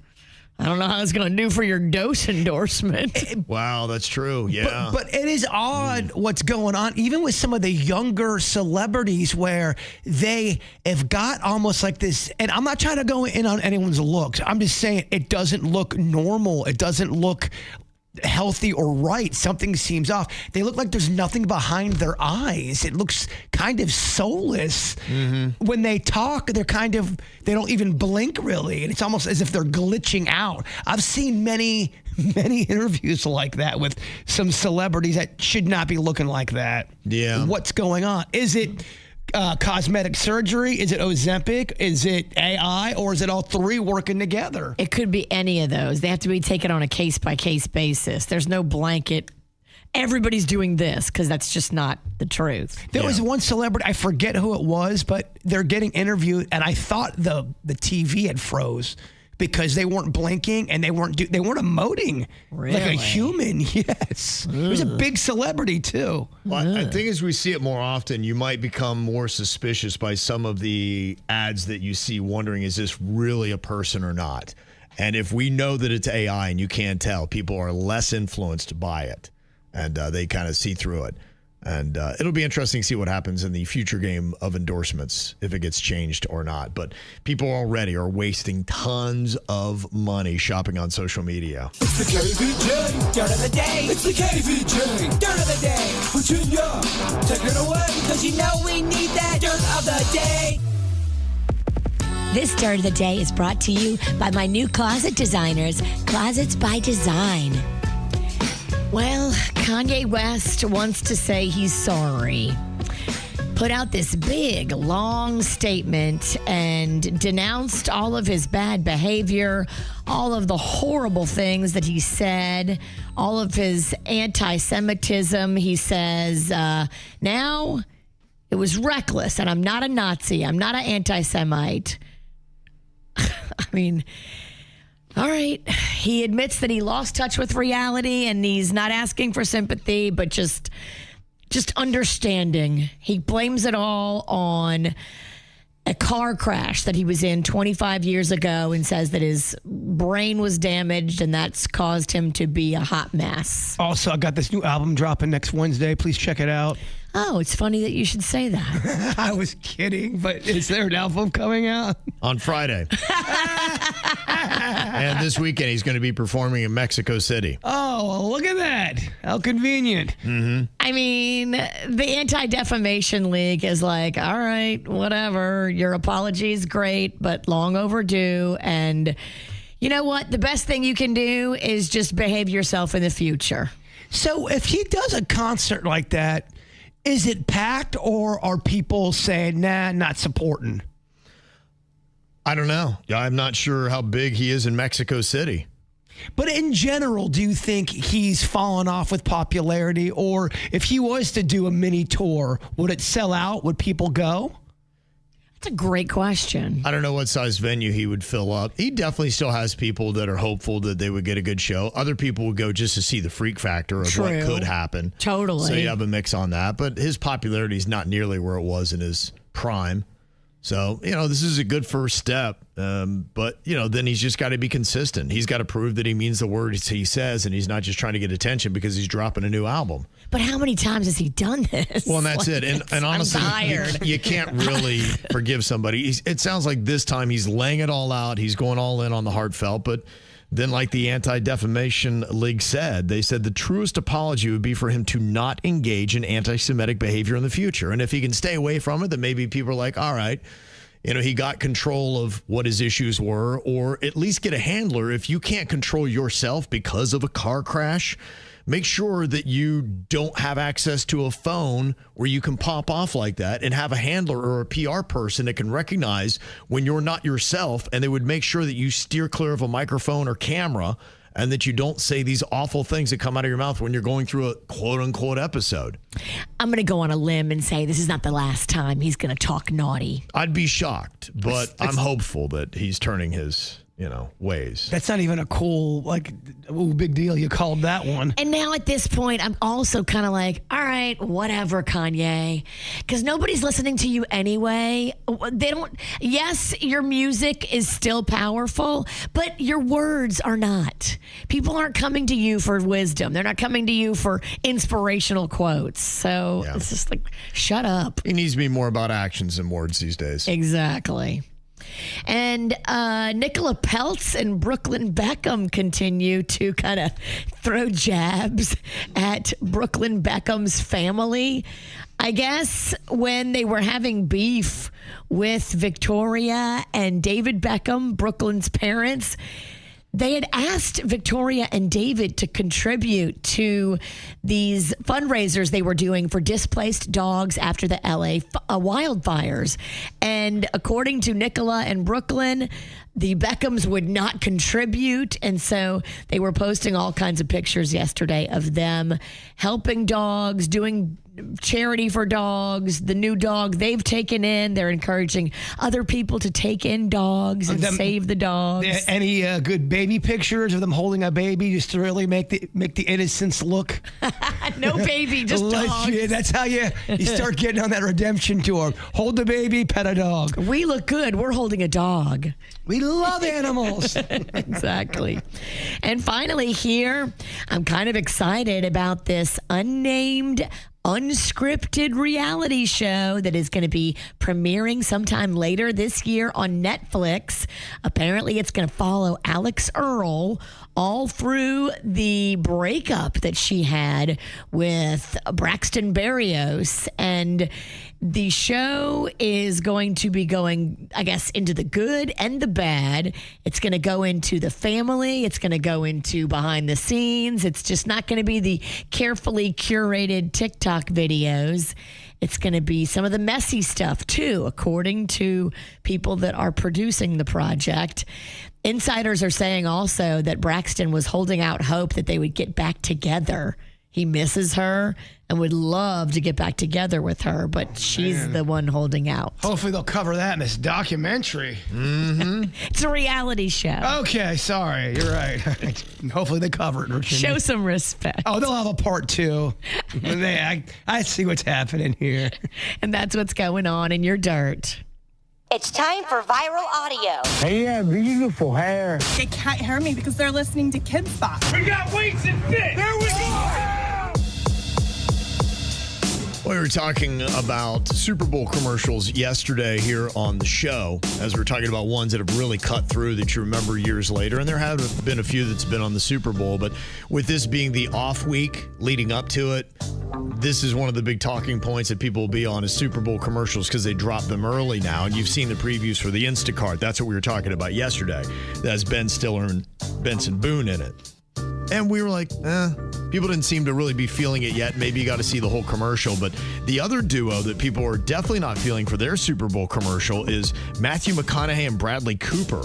They're going to be in an Uber Eats commercial. Okay. And some people are saying that maybe this is a bit annoying. Now, you tell me how you feel about the commercial. This is the audio from it. It's Bradley Cooper. He is running on a road, and Matthew McConaughey's in his old truck, and he's just driving slow right next to him. All right. With the window down, and he's talking to Bradley while he's trying to run. Food! Food! Food! Food! Food! Food! Food! Food! Food! Food! Food! Food! Food! Food! Food! Food! Food! Don't you have somewhere else? It's all food, Bradley! Are you in the mood for some food? Maybe you got to see it. It's like I said, there's not a lot to see. It's just Bradley Cooper is kind of jogging as Matthew McConaughey is beside him in his truck, just keeps yelling food at him. People are like, that's really kind of annoying. We got to see a longer commercial of that during the Super Bowl. What is going on? It doesn't seem to be well received, and I think it'll be interesting to see with some of these companies, do they almost test market some of their ads ahead of time? Because if you're Uber Eats, and a lot of the response to that is, it's pretty annoying. It's not really cutting through. We don't like it. And you're saying, okay, we've got now, what is it, just under 2 weeks? Do we have a plan B? could we go with another angle? And if this isn't being well received, do we really want to waste however many millions of dollars running an ad that people are going to feel more negatively about our product after we do? So we collectively hated that commercial. Yeah, I don't get it. A lot of people are. They just don't think that it, went the right angle. And so, I'm wondering if Uber Eats is having those kind of conversations to say, hey, do we have anything else in the tank? Because we're about to spend, what is it, 7, 8, 10, I don't know how much the commercials are this year. So much. Usually about 7.5, 8 million. But you know how that goes. If they're spending that kind of money, there are meetings and there are, you got to green light this. Someone thought that was a good idea. Right. But now that maybe you're seeing the initial reaction before you run the full version of that saying, I don't know, do we reconsider? Run something else? Who would think that was a good idea? I mean, the chat room hates it. It's bizarre and it's not good. And it doesn't make me want to get Uber Eats. Yeah. I am now going to DoorDash because of that commercial. Yeah. People are saying that. Listen up, y'all, cause here's the sitch. It's time for another round of do it, bitch. Do it, bitch. Do it, bitch. Do it, bitch. Do it, bitch. Do it. Do it. Do it, bitch. Do it, bitch. Okay, today we got myself and Jbird taking on Virginia and Denny's. The gamblers are Jbird and Denny's, and what they got to do is know how many of a certain topic their partner can get in 10 seconds and keep driving up the odds, or call the other person when they think they don't know that number. That's the strategy involved here. Full throttle! You're on Jbird's team. You're on Team Full Throttle. He likes to go big and fast. Okay. The first topic we're doing is coffee shop chains. Okay. How many of those do you think I can name, Jbird? Oh, you're Coffee Kev these days. You can do 5 like that. Okay. All right. Denny's, what do you want to do? Is this of all time? Yeah, I mean, I guess so. All right. Well, you take a coffee shop from the 1700s. That's what. Yeah, exactly. Ye Old Coffee. Are we accepting that one? All right, I was thinking of one in mind that has gone away, but all right. Gotcha. Okay. I'll raise it to 6. I think that we could do 6. Gonna go 6. Okay. Yeah. All right. She's not a big coffee drinker. Neither does. Well, I'm not. Let me see. I think Kevin. What? I don't know. I always forget how to play this game. Kevin can do 7. Okay. We're at 7. 7 gets trickier up there. I hate to underestimate Virginia, but I'll say do it, Kevin. You got this. Think about it. Okay. 7 in 10 seconds. Starbucks, Dunkin', Pump House, Subculture, Coffee. You got the Quick Drive. Gosh, tough. Would you have taken Wags? Wags? It's a What is restaurant. that? It's a restaurant that had coffee. I don't think so. No. All right. And your team just lost a point. Well, we like it this way. We like being in the hole. Yeah, I mean, there's the few. There's not like, too many. No, You got 7's a lot. Yeah. Would you have gotten 6, you think? Yeah, because there's a bunch out of New Orleans. Of course. And a Raging Cajun. Yeah. Okay, Virginia and Denny's go up 1-0 here. It's okay. First to 3. This is all designed how we wanted it. Okay. Okay, next up, we've got music festivals. Okay. Team Crotch Bump is back in it. Oh, yeah. Music festivals. All right. Okay, Denny's, how many music festivals can Virginia name? I am going to start it off at 7 music festivals. 7 music festivals. Okay. She can do 7, but so can my boy Kevin. We're going to 8. Going to 8. All right. I'm thinking 8. I'd have to raise Virginia to 9 music festivals. I guess you don't believe in your partner. It's tough. It is tough. It's not that I don't believe in her. I'm trying to think. Is Virginia pooping her pants right now? No, she's thinking. That's my thinking face. I don't do it often. Raising Virginia to 9. You look like you are straight up constipated. I'm gonna say do it, Kev. I'm afraid of 9 is just so many. Okay. You got this. All right, we'll go Ultra, Lollapalooza, Sunfest. You got Tortuga. You've got Bamboozle. You've got Stagecoach. You've got... No. It's hard. 6. That is tough. I was thinking, like, is it Flotilla?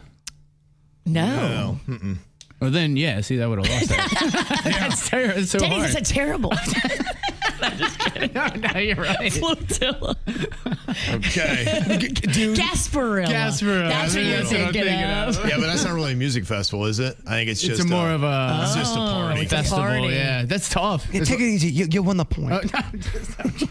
Okay, they're one away from a win. And guess what? Yeah. We got them just where we want them. I feel like we're going to Thelma and Louise this. I've got him and he's just driving us right off the cliff. Hold hands, baby, because here we go. We're going to lose 3 in a row. He can do 28. Let's do it, baby. Team Full Throttle. Come on, Thelma. Hit that gas. Oh, I don't think you're getting that crotch bump today. Yeah, doesn't feel that good. Let them talk. Okay. Let them talk. Okay. Final category is sitcoms. What do you think? How many sitcoms can I name, Jbird? You can do 6. Doing 6 sitcoms. Denny's. I mean, there's years and years, decades of sitcoms. 6. I am going to say Virginia can name 8 sitcoms. I'm going big. We got the 2-point lead. Okay, that's true. They do have a good 2-point lead, but Yeah. it's hard to get this foot off that gas. It's hard to get it off that gas pedal. Yep. Dude, there's so many out there. I know, yeah. You can do 9. Okay, got 9. I guess I hate to not believe in Virginia. I'm just going to say do it, Kev. Kevin, shut these fools up. Do it, baby. Do it, baby. Yeah, do it, baby. That's the sanitized version that we had to do at the South Florida Fair. And it sounded like kind of like you're hitting on somebody. Yeah. Do it, baby. Do it, baby. It's like, that's my wife you're talking to. Okay, you got Seinfeld, Friends, Shrinking, Ted Lasso, How I Met Your Mother, Modern Family. You got the Blacklist, Blackish. Oh, Did he get it? that's 7. 7 with Blacklist. Vroom, vroom. Blackish. Are you Thelma or are you Louise? I'm dead. Did you guys at least pick up Brad Pitt along the way? Or? No, we didn't have time. We drove right past him. He was on the side of the road. We didn't have time, Brad. We're heading for a cliff. I thought you were going to go on an 80s run and just start naming 80s and 90s. Yeah, I could have, I guess. It's hard. Yeah. Whoa, he's running controls. All right, baby. Well, that was easy. Okay. Now we can move straight on to that punishment. Do it, baby. Okay, well, Jbird and I are the losers today. 3 up, 3 down, and do it, bitch. So our punishment here, with the temperatures dipping even into South Florida today, we're going to do something called snowballs. Oh, this one's rough, man. You ain't got nards, Virginia. You don't get it. I feel your pain. I'm here for you. I don't like fake nice Virginia. I'd rather have you just belittle me. Ice their balls, Denny's. Yeah, we had talked about getting into one of those cryo chambers, and you said you only had socks and gloves. And I said, if they don't do anything for the downstairs, I know where the gloves are going. Because you know what? That's okay. I can take some cold chapped hands. I can't take a cold chapped you know what. But I guess I'm going to have to either way. Yeah, look at this. The tables have turned, and Thelma and Louise are both about to get some cold balls. It can really hurt your Aretha Franklin, if you know what I'm talking about. Mm-hmm. Quit your belly aching and put that snow on your balls. All right. Okay. 60 seconds. 60 seconds? 60 seconds. Yeah. Oh, my gosh. A cold ice crotch. Tell me You what. can also...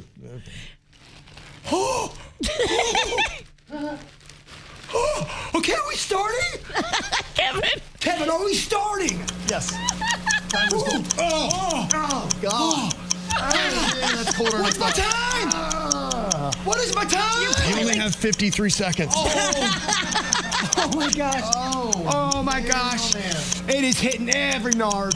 I don't think it's coming back out. Mine has gone away, and it is not coming back out. It is really angry with me. I took the bag off. Do you have the bag on, or did you, Rod? What's your time check? Where are you at? 35. Oh, they're 35. They're going into my shoes. You can do it. You're halfway there. Pump me up. Come on. Pump me up. Slap me. Oh, boy. Slap me. Slap me. This is a bad idea. Denny's, what's the time? What's the time? What? 2 minutes. It's so cold. Maybe you should sing like from Frozen the musical. Let it go. Oh, let it go. Let it go. My balls are so cold. Your balls are gonna Let it go. Frostbite living in my testes. All right, you're good. You're good. Oh, I can't get mine out. Oh. Get it out. It's stuck. It's stuck. I got some on my crack. Is that in your butt? Are you okay? It's in my shoes. Oh my goodness. Gosh. Oh, please tell me somebody brought an igloo. Do you have an igloo in your purse? An igloo? Yeah, to keep us warm. Oh my gosh. Oh, that sucks, man. And I have no other underwear. Oh, no. Wow. Damn it. Oh, that was terrible. Oh, I that's gotta- terrible. I Oh, gotta- I'm so uncomfortable down there. Do I have dinosaur shoes? There's ice everywhere, but I don't want to pick it up because I know where it's just been. I promise I'm not doing anything dirty. I'm just trying to warm this thing back up. Oh my gosh. Did you go full? Did you dump it in, or did you use just the bag? I used the bag. Why did I do that? Because I figured it was going to go all the way down to my shoes. It did. Yeah, okay, yeah. Yeah. My shoes are ruined. Oh, It's okay, everywhere yeah. over I'm here. Like, I kept it concentrate on the crotch for the snowballs. It looks like we hit an iceberg. There's so much ice on the Man, ground. oh man. Oh. It will not warm up. Do we have a space heater I can put just right on my nards? Hey, do you care if I go home? Oh man. I am not doing nothing naughty either, I swear. Denny's, you need to get in here and warm up their junk. Denny's, I'm tapping out. I need a sponsor. Just breathe on it. Denny's, get in here. Just hot breath. That's all I need. Hot breath. It went everywhere. The visual of what you're doing right now. Trying to get it out of my crack. Oh, it's like I have a cramp in it. I don't know why. Oh, that hurt. There's a lot of dumbass criminals to talk about, baby. It's the whacked out news. People breaking the law. Ha ha, fighting in the nude. Ha, drunk people pooping in the street. Ha ha, it's the whacked out news. So many people on meth. Ow!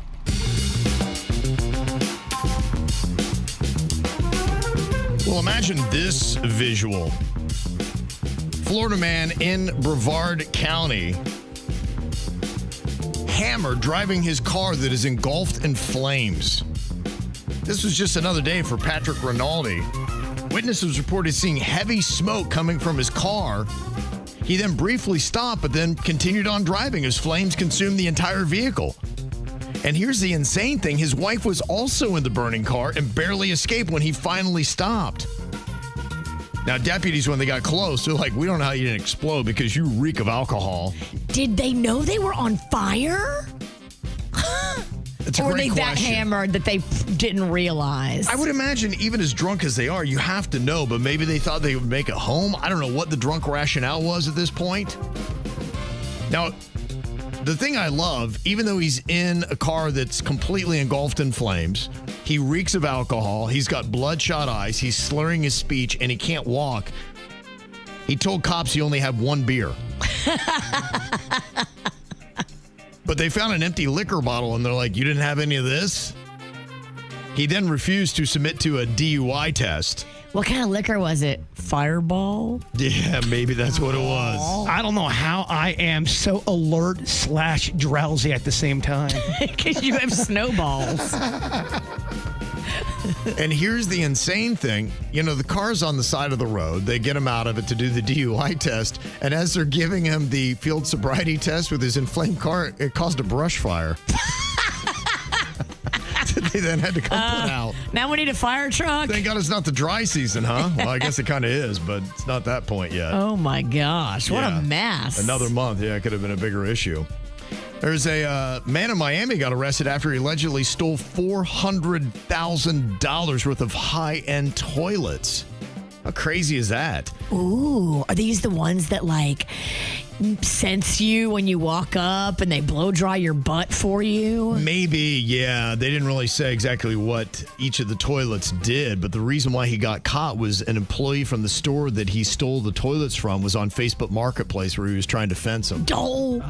Yeah, you got to be careful with that Facebook Marketplace, man. I'm telling you. Yeah. Stealing them is one thing, but then what you do with them afterwards. Right. Don't go on Facebook Marketplace in your own neighborhood, you big dummy. It's a pretty popular site. Stupid. Well, a teen in Margate, Florida is facing a long list of felony charges after police say he led detectives on a dangerous chase, crashed into a U.S. Postal Service truck, struck a police vehicle, and then attempted to flee on foot. Wow, he's busy. Now, detectives have received an anonymous tip relating to narcotics activity when they observed a Hertz rental vehicle initially stopped near Rock Island Road.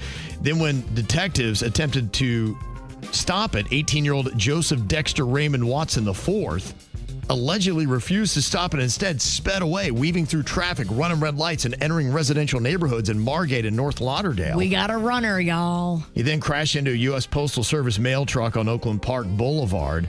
Then he and a 17-year-old passenger fled on foot, and they almost got away, but cops busted them as they were about to hop in an Uber. Wow. Can you imagine that you're that Uber driver being, wait, what's going on here? I don't know if I want to be a part of this. Right. They say a guy fired several rounds at a snowplow that was out clearing roads just north of Kansas City yesterday morning. Why? Maybe he was moving too slow. The guy had road rage, freaked out on a snowplow. Oh, my gosh. He was in a black SUV, fired multiple rounds off at the snowplow driver, then sped off. Luckily, he didn't hit anybody. They then eventually tracked him down about 15 miles away and arrested him. He admitted he shot at the plow. They're like, dude, like what? Like people like that should not be on the road. No, people like that should be in jail. A snowplow? Come on, man. 38-year-old man in Canada says he's embarrassed that he intentionally farted on 2 police officers during an arrest last year. Book him. They started to arrest him, and he stuck out his patootie, and he said, "Here's a present for you." Oh, wow. He had a statement with the fart. And that's how you know it's... He did, and then the other cop came up, and he's still going, "And I've got another for you." Oh, He had 2? He had 2 on deck. Wow. Fired them both off. He's an animal. We're against what he did, but, I mean, the timing, that's It's impressive. It is impressive, yep. There's a man and woman that allegedly spent over a year visiting car dealerships in Connecticut, New York, and New Jersey. They were posing as customers interested in luxury pickup trucks. But during test drives, the man would either swap working key fobs for fakes or hand them to the woman who reportedly used a handheld device to clone the data in under 60 seconds. A skimmer, a little flipper zero. They say at least 20 vehicles worth more than $2.4 million were stolen or targeted. Wow. That's pretty crazy. This is a thing. This is a thing now. They will have, like, they'll go test drive, say, a BMW, and they'll have a spare BMW fob. And then after the test drive, they'll give the keys back to the guy from the dealership, but it's the fake fob. Right. It's not the real fob. Mm-hmm. And when the salesman turns around to lock the car, they have the real one in their pocket, and they time it exactly so the salesman thinks he's locking the car. Okay. And he's not. He's holding the dummy fob, and they're doing it from their pocket. That's crazy. What a scam that is, huh? Oh, my gosh. Different world. It is a different world. There are so many people trying to rob you and separate you from your money and your possessions. You have to constantly be on alert. I've scammed you twice already just during this morning show. Be on alert, Sinicky. All right, snowballs. They say a dog was allegedly caught driving a vehicle on an Australian beach. Oh, did you say a dog? A dog was driving and his human owner was in the passenger seat. Now, amazing. was the human drunk and the dog was a DD? I believe that's what was going on, yes, because he had a blood alcohol level, I guess in Australia, anything over 0.05%. Okay. And so he was over that. He was a 50-plus-year-old guy that was on White Beach. They say because of that, he'll not be able to drive for 2 years. But my question, he didn't answer in the story, how the hell was the dog driving? Did he train his dog to drive? I don't know what was going on, or maybe the dog was sitting there and he was working the gas pedal and had his hand on the wheel. It was like he wanted to use the excuse, be like, it wasn't me, it was the dog that was driving. So let me ask this. Let's say you do have a talented dog and they are able to get you home. Is that illegal? Technically, Yes. It would be because they don't have a dog license. yes. Crazy. Wow. Imagine you're just on the beach and you see the dog drive by with homie in the front seat. You're like, what the hell is going on? I would look down at my joint and go, this is some good stuff. Yeah. There's some more insanity happening down under. On Sunday, 2 kangaroos jumped into the path of the Tour Down Under bike race. Oh, damn. Started crashing into riders and forcing several to abandon the competition. What would you do? You can't fight a kangaroo if you're on a bike. Right. If he wants to mess up the race, he's going to mess up the race. See, this is where we need a driving dog. Yeah, you're right. Take out those kangaroos. There's been a crash in the peloton, and there it is. Oh, it's a kangaroo has jumped into the peloton. It's a kangaroo. Oh, no. Never seen that before. The Oka jersey has gone down. Jay Vine has been affected, one of his teammates from UAE.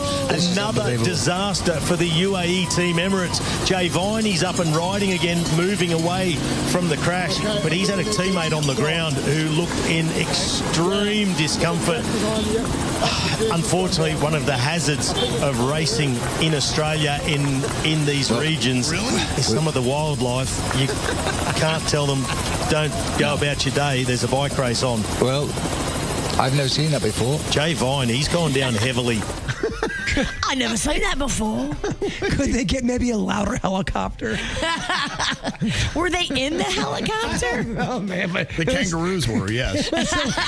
kangaroos flying helicopters, dogs driving cars. Yeah. What's going on in Australia? It's It crazy. was fun. And this story did not happen in Australia, but it was international. There was a French cat named Filou that walked almost 155 miles home after escaping from his owner's camper back in Spain. I wanted to go home. Meow, meow. This is an impressive round for animals. Yes. Whacked out They are news. shining. Yeah, this cat jumped through an open window at a gas station, and the couple searched, but they couldn't find their cat. 5 months later, a nearby woman calls them up and says, yeah, there's this cat here, and we had it scanned. It says it's yours. It's really thin, and it's coughing. And they went, and it was really just about a mile from their house. So, like, how the heck did the cat get here? Be like, I don't know. It just showed up. They go, you're not And going to we believe started it. feeding it. This dog in a car dropped off this cat. It'd be amazing, right? A kangaroo was riding a shotgun. Right. Yeah, but somehow it made 155 miles and was so close to getting home when a neighbor found it. Wow. That is always weird when a person or an animal goes missing and just to find out it wasn't that far from your house that whole time. Oh, that it went on a fantastic journey. It did, yeah. Fantastic voyage. Crazy. Yeah. How about that cat? What are you thinking about? What are you thinking about? What's on your mind? Are you thinking about? What are you thinking about? I just don't see how this could be a good way to find a prospective mate. The latest gimmick that they have for dating is what's called hot take dating. They say dating app users are abandoning small talk for immediate discussions about politics, religion, and core values. Now, what you do is it's all about tackling the sensitive subjects before covering the basic topics like work or hobbies. You say, okay, let's see where we are on politics and religion and our core values, and then we'll decide if we can continue on to the chit-chat and the small talk. Can we maybe talk about some cheese and our favorite foods first? Have a little fun before we get so heavy into everything? I mean, even an alien conversation's a little bit later than, so who'd you vote for? What? I'm out of here. I don't know, man. Now, some people who support this say that the brutal honesty will save time by revealing deal breakers early, preventing weeks of mismatched expectations. This Tinder's Year in Swipe 2025 shows that 37% of singles consider shared values essential for dating, though 46% would date someone with opposing political views. How hot is he? And I also like honesty. I'm not sure we have to add the brutal part. You know what I mean? You can be honest and not tear someone to shreds. Yes. Now, one dating strategist said, yeah, this can backfire because by sharing your most extreme viewpoints, you can come off like an extreme person. And yet you're just trying to get out, I guess, the extreme views of what you have. The other thing, too, is when you're on a date, sometimes there's all kind of nuance that goes on, especially if you are just getting to know somebody. If all of a sudden you're talking about, the election and what are your beliefs on gun control within 5 minutes, I think that's going too fast, too quick. That's too full throttle. And I love full throttle. Well, what they're saying is they don't want to waste no time with small talk. Yeah, but I think small talk's important to get to the big stuff. Yeah, they're saying they don't want it. Well, I hate this site. Could you date somebody that has polar opposite political views than you? See, I think I could because I don't care that much about politics. I don't hang my hat on it. I don't get into debates about it. I don't seek it out. That's not my thing. Mm-hmm. Yeah. So I'd be fine. I'm the same way. As long as people can keep it together, you believe what you want to believe. I'm not here to try to change anybody's mind because I just no. Yeah, you believe what you do believe. what you got to do. And now, if it's something so extreme where it's a matters of the heart kind of a situation, and you both are on polar opposite sides, that's going to be something I think you need to look into for the future. I'm talking about matters of the heart decisions, which eventually in a relationship you have to get to that point. And if you guys are so set differently on certain things, I think it's more of a struggle. But if somebody is so set politically, like I would probably annoy them. And that because they'd be like, "You're so stupid. You're unplugged. Your country matters, you moron." Well, and I'd be like, "Oh, yeah." You're not the right person to date that person. Exactly. That person needs to date another person who's into that whole opposites attract. I've never believed that. Because, not if you have a fiery personality. Well, opposites attract means, yeah, you guys can sleep together and have a good time. But when all that starts to wear off, have fun at dinner. Yeah, no, I asked KVJ TV, I said, could you date someone that had polar opposite opinions on politics and religion from you? And 78% of people were saying no.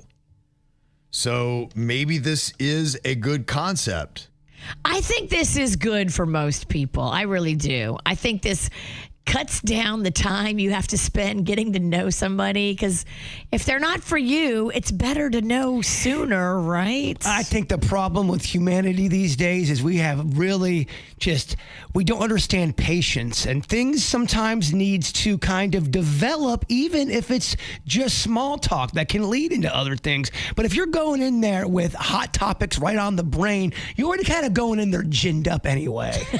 You're already going in there, on my side's going to be right and blah, blah, blah. I think life's a dance and you learn how to go. Sometimes you lead and sometimes you follow. Mm-hmm. Now, what's interesting is that a lot of people said they wouldn't date somebody with polar opposite views, but only 36% of people like this concept of hot take dating. And, I could see it. Look, if your core fundamental is either your religious beliefs or your political beliefs, I guess I'm kind of turned around on it, where I could see, all right, let's just not waste any time. If you're intense about any of that stuff, you need to find somebody that matches your intensity. A deal breaker. Why are we going to talk about the weather and your favorite little restaurant? If what kind of cheese you like? Well, because some people like doing that. Some people actually like talking about that kind of stuff. I don't got time to waste. Well, and I think that's it. They're saying, look, just spare me the time because we'd be together for 2 weeks and then I find out we just don't match, and so we could have saved each other the trouble of those 2 weeks. I feel like you both go in already ginned up a little bit. I'm gonna have some gin. Yeah, exactly. You're gonna go in there with a couple drinks in you already. And here's what I think: and men are the worst. Yeah. I scratch out men and just try to start dating the women in the room. Within 2 minutes, she destroys the entire man gender. Yeah. Okay. Well, it's interesting. A lot of people see why you would need to do it, but they don't like the concept of hot take dating. What's on your mind today, Bird? What the heck is on my mind? I wrote it down, then I got fired up about that. Oh, that's what I got. Flossing. Okay, so I have tried all different methods. I've tried the old school flossing, which is my favorite. You pull it out of the box, you cut off the string, and you get in there and you floss. It is the best. I did water pick. I didn't like water pick. I thought water pick was whack, but then everyone said water pick is great. And then there are those little... those ones, they look like hatchets, the small little ones. You know what I'm talking about? They're green, they're single. Yeah, it's like a little mini pipe cleaner. I had been doing this. I know what you mean. It's got a little tiny string. It's got a string, and there's like 50 in a bag. Yeah. Mm-hmm. I thought, and people were making fun of me because I thought you were supposed to take each one of them and go with each tooth. So I'm going, man, these toothpicks go really quick. I just bought this bag and it's gone. And from what I understand, you're supposed to do sections with the one toothpick, but I thought that was kind of gross. I rinse it each time. I don't put plaque. After each tooth? Yep. I don't. So you're using plaque. the same one then? I use the same one, but I rinse it each time. So when you're flossing your teeth, you will put the floss in, you'll take it out, rinse off the floss, and then put it back in between another 2 teeth? With the hatchet, yes. That little green thing that he's talking about. I hate the I think the hatchet's awful. Can you floss under 20 minutes? Oh, yeah. Oh, yeah. Okay. But with fresh floss on the big long string, I have to keep moving it because I can't put the same dirty piece in between other teeth. I'm psycho about. I'm the same way. I can't put plaque on top of plaque. Well, first of all, I thought the water pick didn't do the. I just didn't think it got the job done. Not the way I wanted it. The old school way. You get in there, you grind the axe thingy. I've been using one for each tooth and going, man, these are expensive. And I'm going through them at an alarming rate. And it finally says, dude, you're not supposed to hit it with every single tooth. But I thought it was gross not to do it that way. You can rinse. So do a tooth, then rinse the plaque off. Do a tooth, rinse the plaque off. I think that's kind of gross a little bit. It takes time. I was going to say that would be very time consuming. I mean, when you consider we had 32 teeth, and I mean, you're hitting that a lot of times, at least 16 times in there. Are you old school with the regular floss? Are you water pick, or do you do that stupid hatchet thing? I'm with you. I tried the water pick, and it made such a mess. I don't know if I just couldn't figure it out, but it was like taking a second shower. It was like giving a 2-year-old a water gun. It was. Tough, yeah. I think it was, I don't know. I didn't like that water. Water's everywhere. I'm sure it was me, but water was everywhere. So I like the old traditional floss. I've used those things in a pinch, but I still prefer the old school floss for whatever reason. It feels like I can get around the corners of the teeth and everything else. I like that better. I guess my question is, am I the only dummy using each little hatchet for each tooth? Or does everyone know? No, I'm sure somebody else did that. Okay, thanks. I've been wasting these hatchets. You're going to need thousands of those things. You're going to need thousands of those little hatchets. That's what I was so confused. I go, it's just kind of a dumb invention. And then they're like, you're doing it wrong, dummy. Okay, so is it normal or nope to rinse your floss after every tooth? 78% of people say no. Well, because the thing I like is when you can feel the minty stuff on your floss because it feels like it's cleaning your teeth. When you're wiping that off with the water, I feel like you're losing some of that solution. I'm not there for the minty flavor. Oh, you're not there for the full cleaning? In fact, I prefer unflavored floss. I'm there for the cleaning, not the fake mint. The mint of lies. Yeah, I think we just are different flossers in life. I'm not there for fun flavors. I think me and Kevin are on the same page. Yeah, I think so. Meaning we outrank you, we win in your face. I don't want no mint. Keep your fake mint. But who's loving the hatchet one? I think it's so crappy. What's on your mind today, Virginia? So I started watching. I had to get in bed a little early last night because I was starting to feel like I was catching something. So I put on Netflix and I was watching this documentary about these artists that back in the 90s had found this little unused space in a mall in Providence, Rhode Island. And they basically built an apartment in this space in the mall that they would climb into through the exterior or the interior, through the walls. And it was such a cute little documentary. It kind of dragged. It could have been 30 minutes. It was an hour and a half, but that's what they do. But the concept to me was just so fascinating. They created their own little, and they went undetected in this mall for years. They lived in it. They would come visit it. Wow. They would come on the weekends. There was a group of them. They were artists. And it was just fascinating to me. Yeah. Just the idea of doing that. I wonder if there's any place that you could do that in today. I do not know of any. That would be so cool. What was the name of this documentary? We built an apartment in a mall. Okay.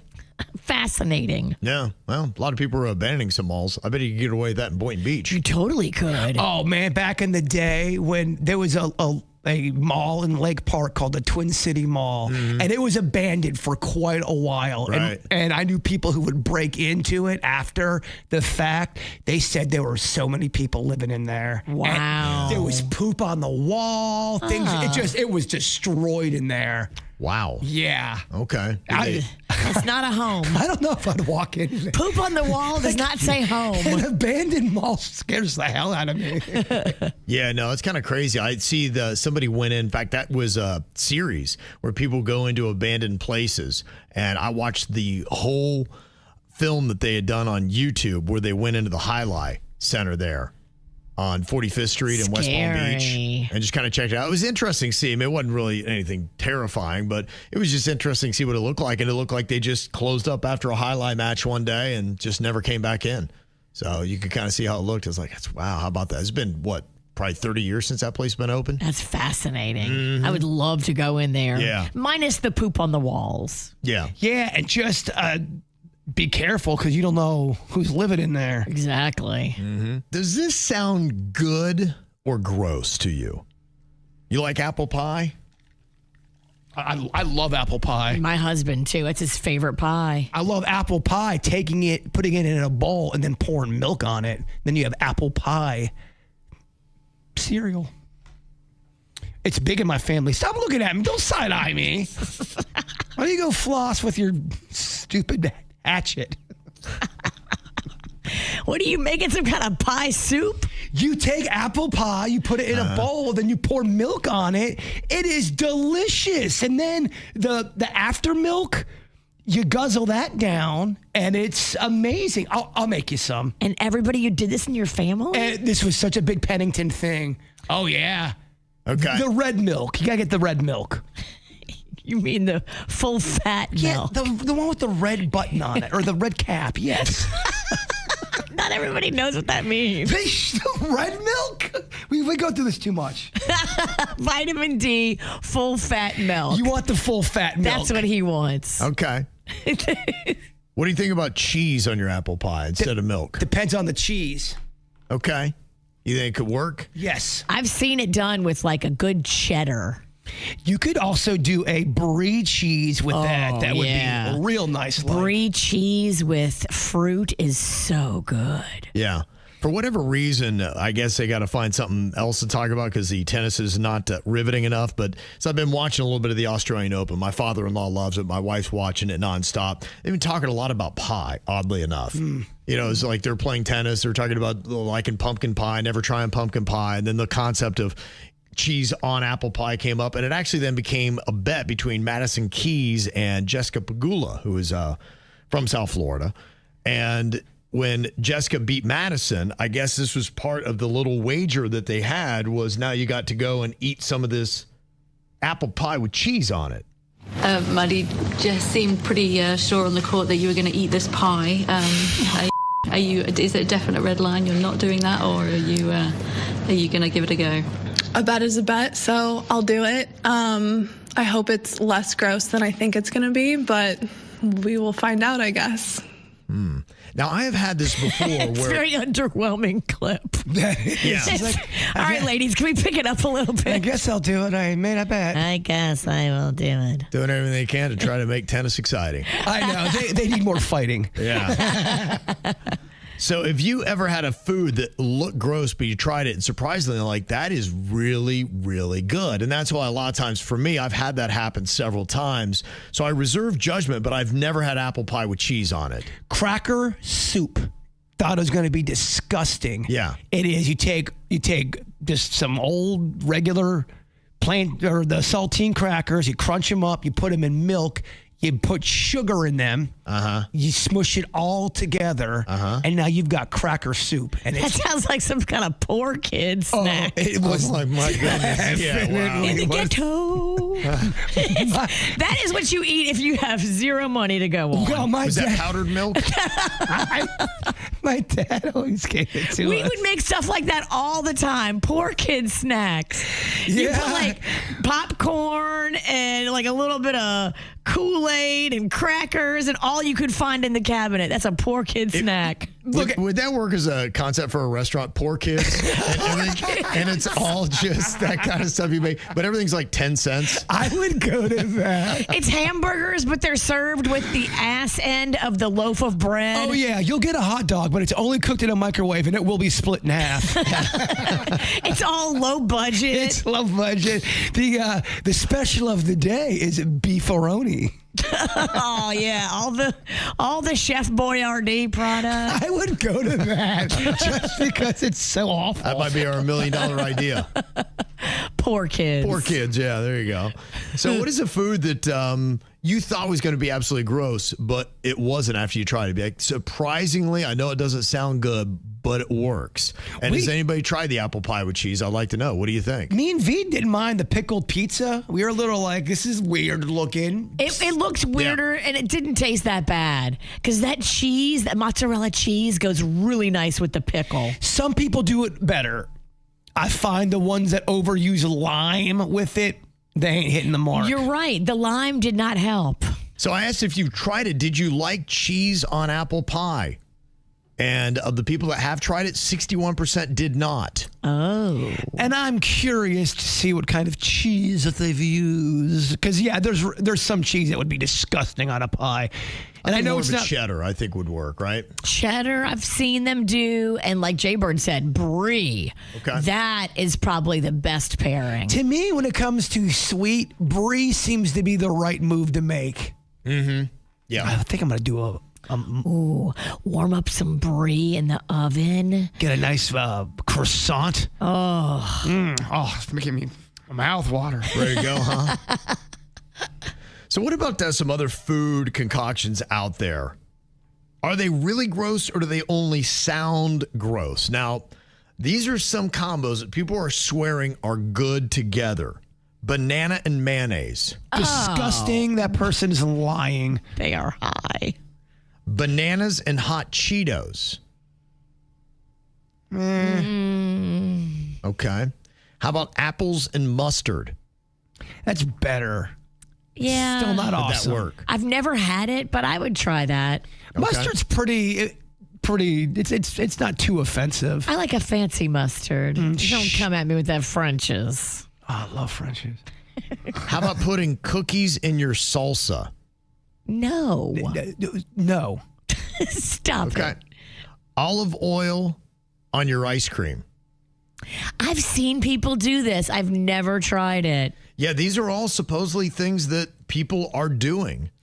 The one that I thought I couldn't believe was so good, I had a buddy back in elementary school. He'd always eat peanut butter and pickle sandwiches. So I had my mom make me one. I didn't hate it. Peanut butter and pickle. Let me make it for you, then you judge. All right. You're making that fart face again. I'm very judgy. Some people are also saying cream cheese with pickles. Oh, now that sounds good. Okay. I used to love cream cheese. I don't know what happened. Oh, I still love it. It depends on how it's made, where you're putting it at. I'm obsessed with like a cream cheese icing. Okay, I'm back. That's good. Yes. And some people are putting peanut butter with a lot of stuff. Peanut butter and bacon.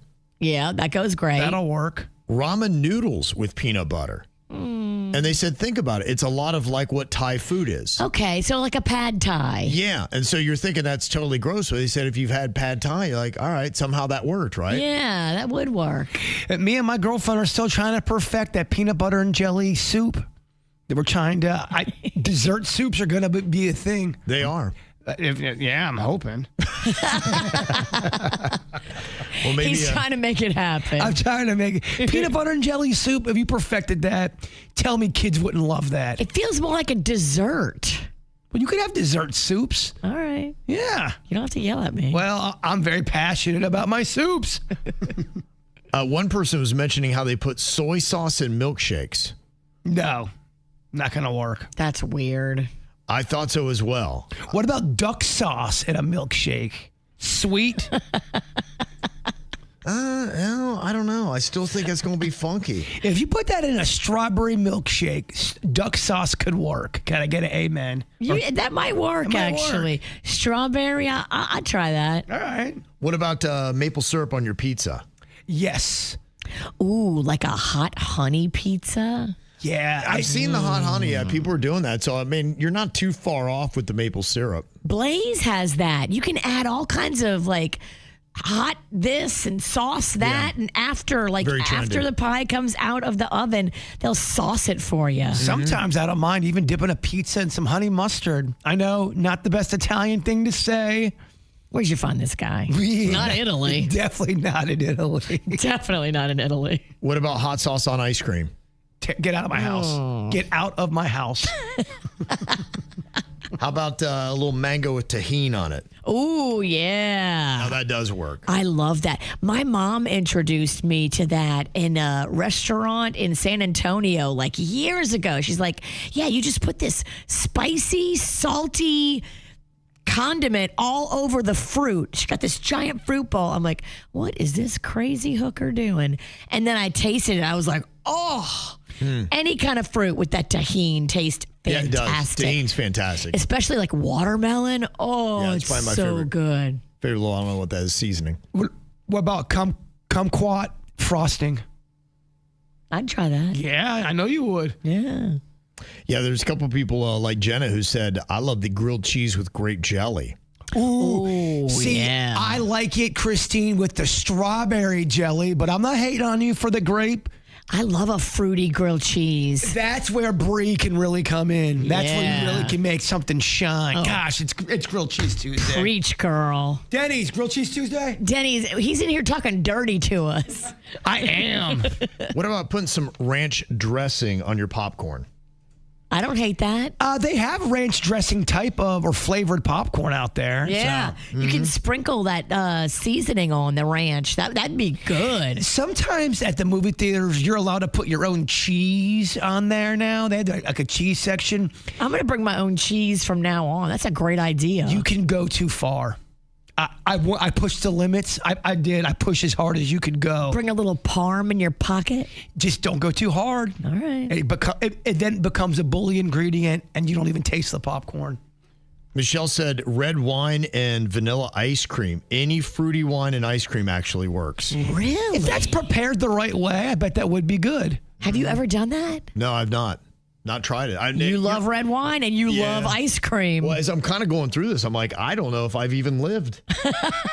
Do you want to have a party tomorrow? Yeah, maybe we could come up with some of these concoctions that sound the most promising. Some of these are making me so hungry. Yeah, maybe Virginia could make them. I don't know. They sound kind of hard to make, though, Kev. I don't know if she can do it. You don't think it's a Nah, these sound difficult. You got to narrow it down because Kevin just named about 8,000 things. Right, yeah. So you got to give me a specific list. Well, I heard some grilled cheese talking there. The grilled cheese with the jelly? Yeah, we can try like 3 items. If people heard something that you liked, you can suggest and let us know. 877-979-WRMF. I kind of want to try that red wine with ice cream.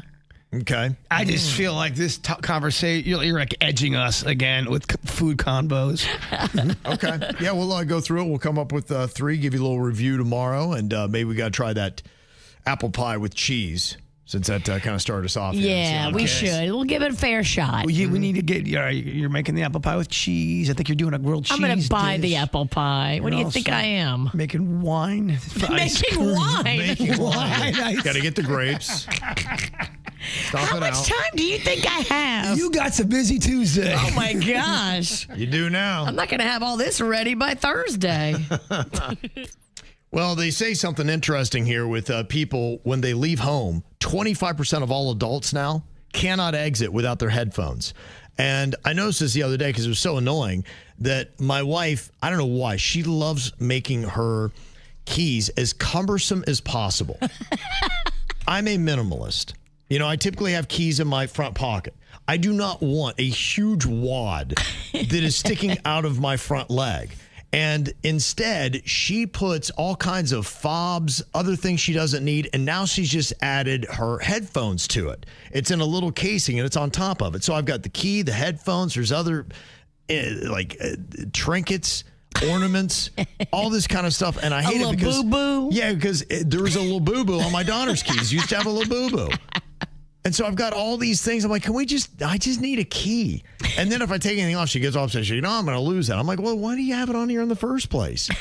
But now it kind of makes sense when I see this, that 25% of adults cannot exit their homes without their headphones now. And that's one thing they will go back to get. In fact, they say the average person will return home up to 6 minutes into their trip if they have forgotten their audio devices. When I was going to the gym a lot and running on the treadmill, I would have to go back if I forgot my headphones. I could not run to gym music, first of all, because it's techno the whole time. Or the sound of 2 meatheads talking. Yeah. Oh, yeah. Lift. Come on, buys and tries. Yeah. That I get. My daughter's training for a marathon. She said she couldn't run if she didn't have her headphones. And that I do kind of understand. That makes sense. But we're talking about people that go out for their day. You're not going to the gym. You're just going out to start your day. People now are so accustomed to wearing them. They say users are wearing their headphones nearly 90 minutes daily on average. Wow. Yeah, it's gotten to a point where you go to a store and people who work at the store have headphones in or earbuds in, and you're going to ask them a question about something you need. Right. Boy, do they not like that. You're like, you're interrupting my song, bro. I'm like, yeah, I know, but you have the uniform on. And you're working. You're behind the register. I have a question. Sorry, didn't mean to interrupt your concert. Right. Yeah, it's an insane concept to me because, I would not be cool for most employees, depending on what you're doing. At least in a restaurant, you're not wearing headphones. Yeah, it was not my place. It was a store, and I won't say the name of the store, but it did rhyme with Small Smart. Yeah, go figure, huh? Yeah, but that's kind of crazy. 25% of people now, that's the one thing they will not leave home without is their headphones. Wow. I'm not in the headphone category, but I do have things that I really have to make sure I have. It's weird. Of course, I got to have my keys, but I've got to have my sunglasses and I got to have a Kleenex. What about a wallet? Are you okay if you accidentally leave your wallet behind? I am. I always try to think, am I going to need it? And if I don't, I don't have my wallet on me right now because I come to work, I go right home. I don't need any money or any ID or anything. And, I'd had that issue years ago where I'd been sitting on my wallet and I threw my back out. And I went to the chiropractor and they said, you have a wallet you put on your right side? I said, yeah. They said, you're shifting, I guess, your spine and everything. And so that's what had happened. I was actually sitting down. I was doing arm curls, seated arm curls, and pop, my back. Crooked ass. Yeah, you don't realize. It wasn't lined up right. Yeah, and it does make sense. I used to have a big old fat wallet too, and I was sitting. It wasn't money; it was other stuff. Unfortunately, it was credit cards with high balances. That's what it was. Yeah, debt and pain. It's all my wife's receipts. Debt and tears. That's all it was. Wallet of pain. I'm glad you're bringing this up because I've had a couple close calls right now. You know, I have that grilled cheese wallet I love. Yeah. Mm-hmm. It's developing holes in it. And I looked down and saw one of my license on the ground. I'm like, you got to get that cheeseburger wallet now or the pizza wallet. Oh, I forgot I have a present for you. Yeah? I do. And you also have Tourette's. I know. I just thought of it. Like I said, I'm not Is winning. your Tourette's my present? I'm not winning any radio awards anytime soon. Squirrel. Squirrel. All this talking made me think, oh, that's right. I got you a present as well. Shut up. You're ruining the Jbird. Let me guess. You got me a food wallet. We're going to talk later. I'm real good at these surprises. Do you have one thing that you would go back and get if you left it? You'd have to turn around, even if, and they're talking about people up to 6 minutes into their trip would go back for their headphones. Your phone you need. You got to get your phone. Yeah, I think that's the number one. That is the You got to given. get the phone. That's the only thing that I'm turning around for, or my wallet if I'm going someplace obviously where I have to pay. I have my day planner, which I have to have. If I don't have this on me, every time this happens where I'll get a message, either a text or an email. We need to know right away if you're available for so-and-so day. And if I don't have this with me, it's just chaos. So I haven't upgraded the phone, huh? I bring it with me everywhere. I am so glad that I don't have that around my throat. The calendar. I need it. Things got you on the run. I love being able to look at everything written out. Mm-hmm. If I had it on my phone, it would drive me insane. Why is that? Why do you have to write it out instead of putting it on your phone where Because I have you to can organize look at it. I have to be able to scratch stuff out. This also serves as a to-do list. And as I do things, I scratch them off and I feel such, excitement when I get to mark something off my list. Because me and Kevin have been texting back and forth for a while how much we hate your calendar. I want to see the whole week at one glance. I don't want, my phone doesn't give me that. Okay. Yeah, well, and then what if I drop my phone in the porta potty, which I've done? But what if you what if you drop that in the porta potty? Then, I mean, you're not getting that back. At least your phone, it's on the cloud. You could actually get everything back right away. You're not getting back. This would not go in the porta potty.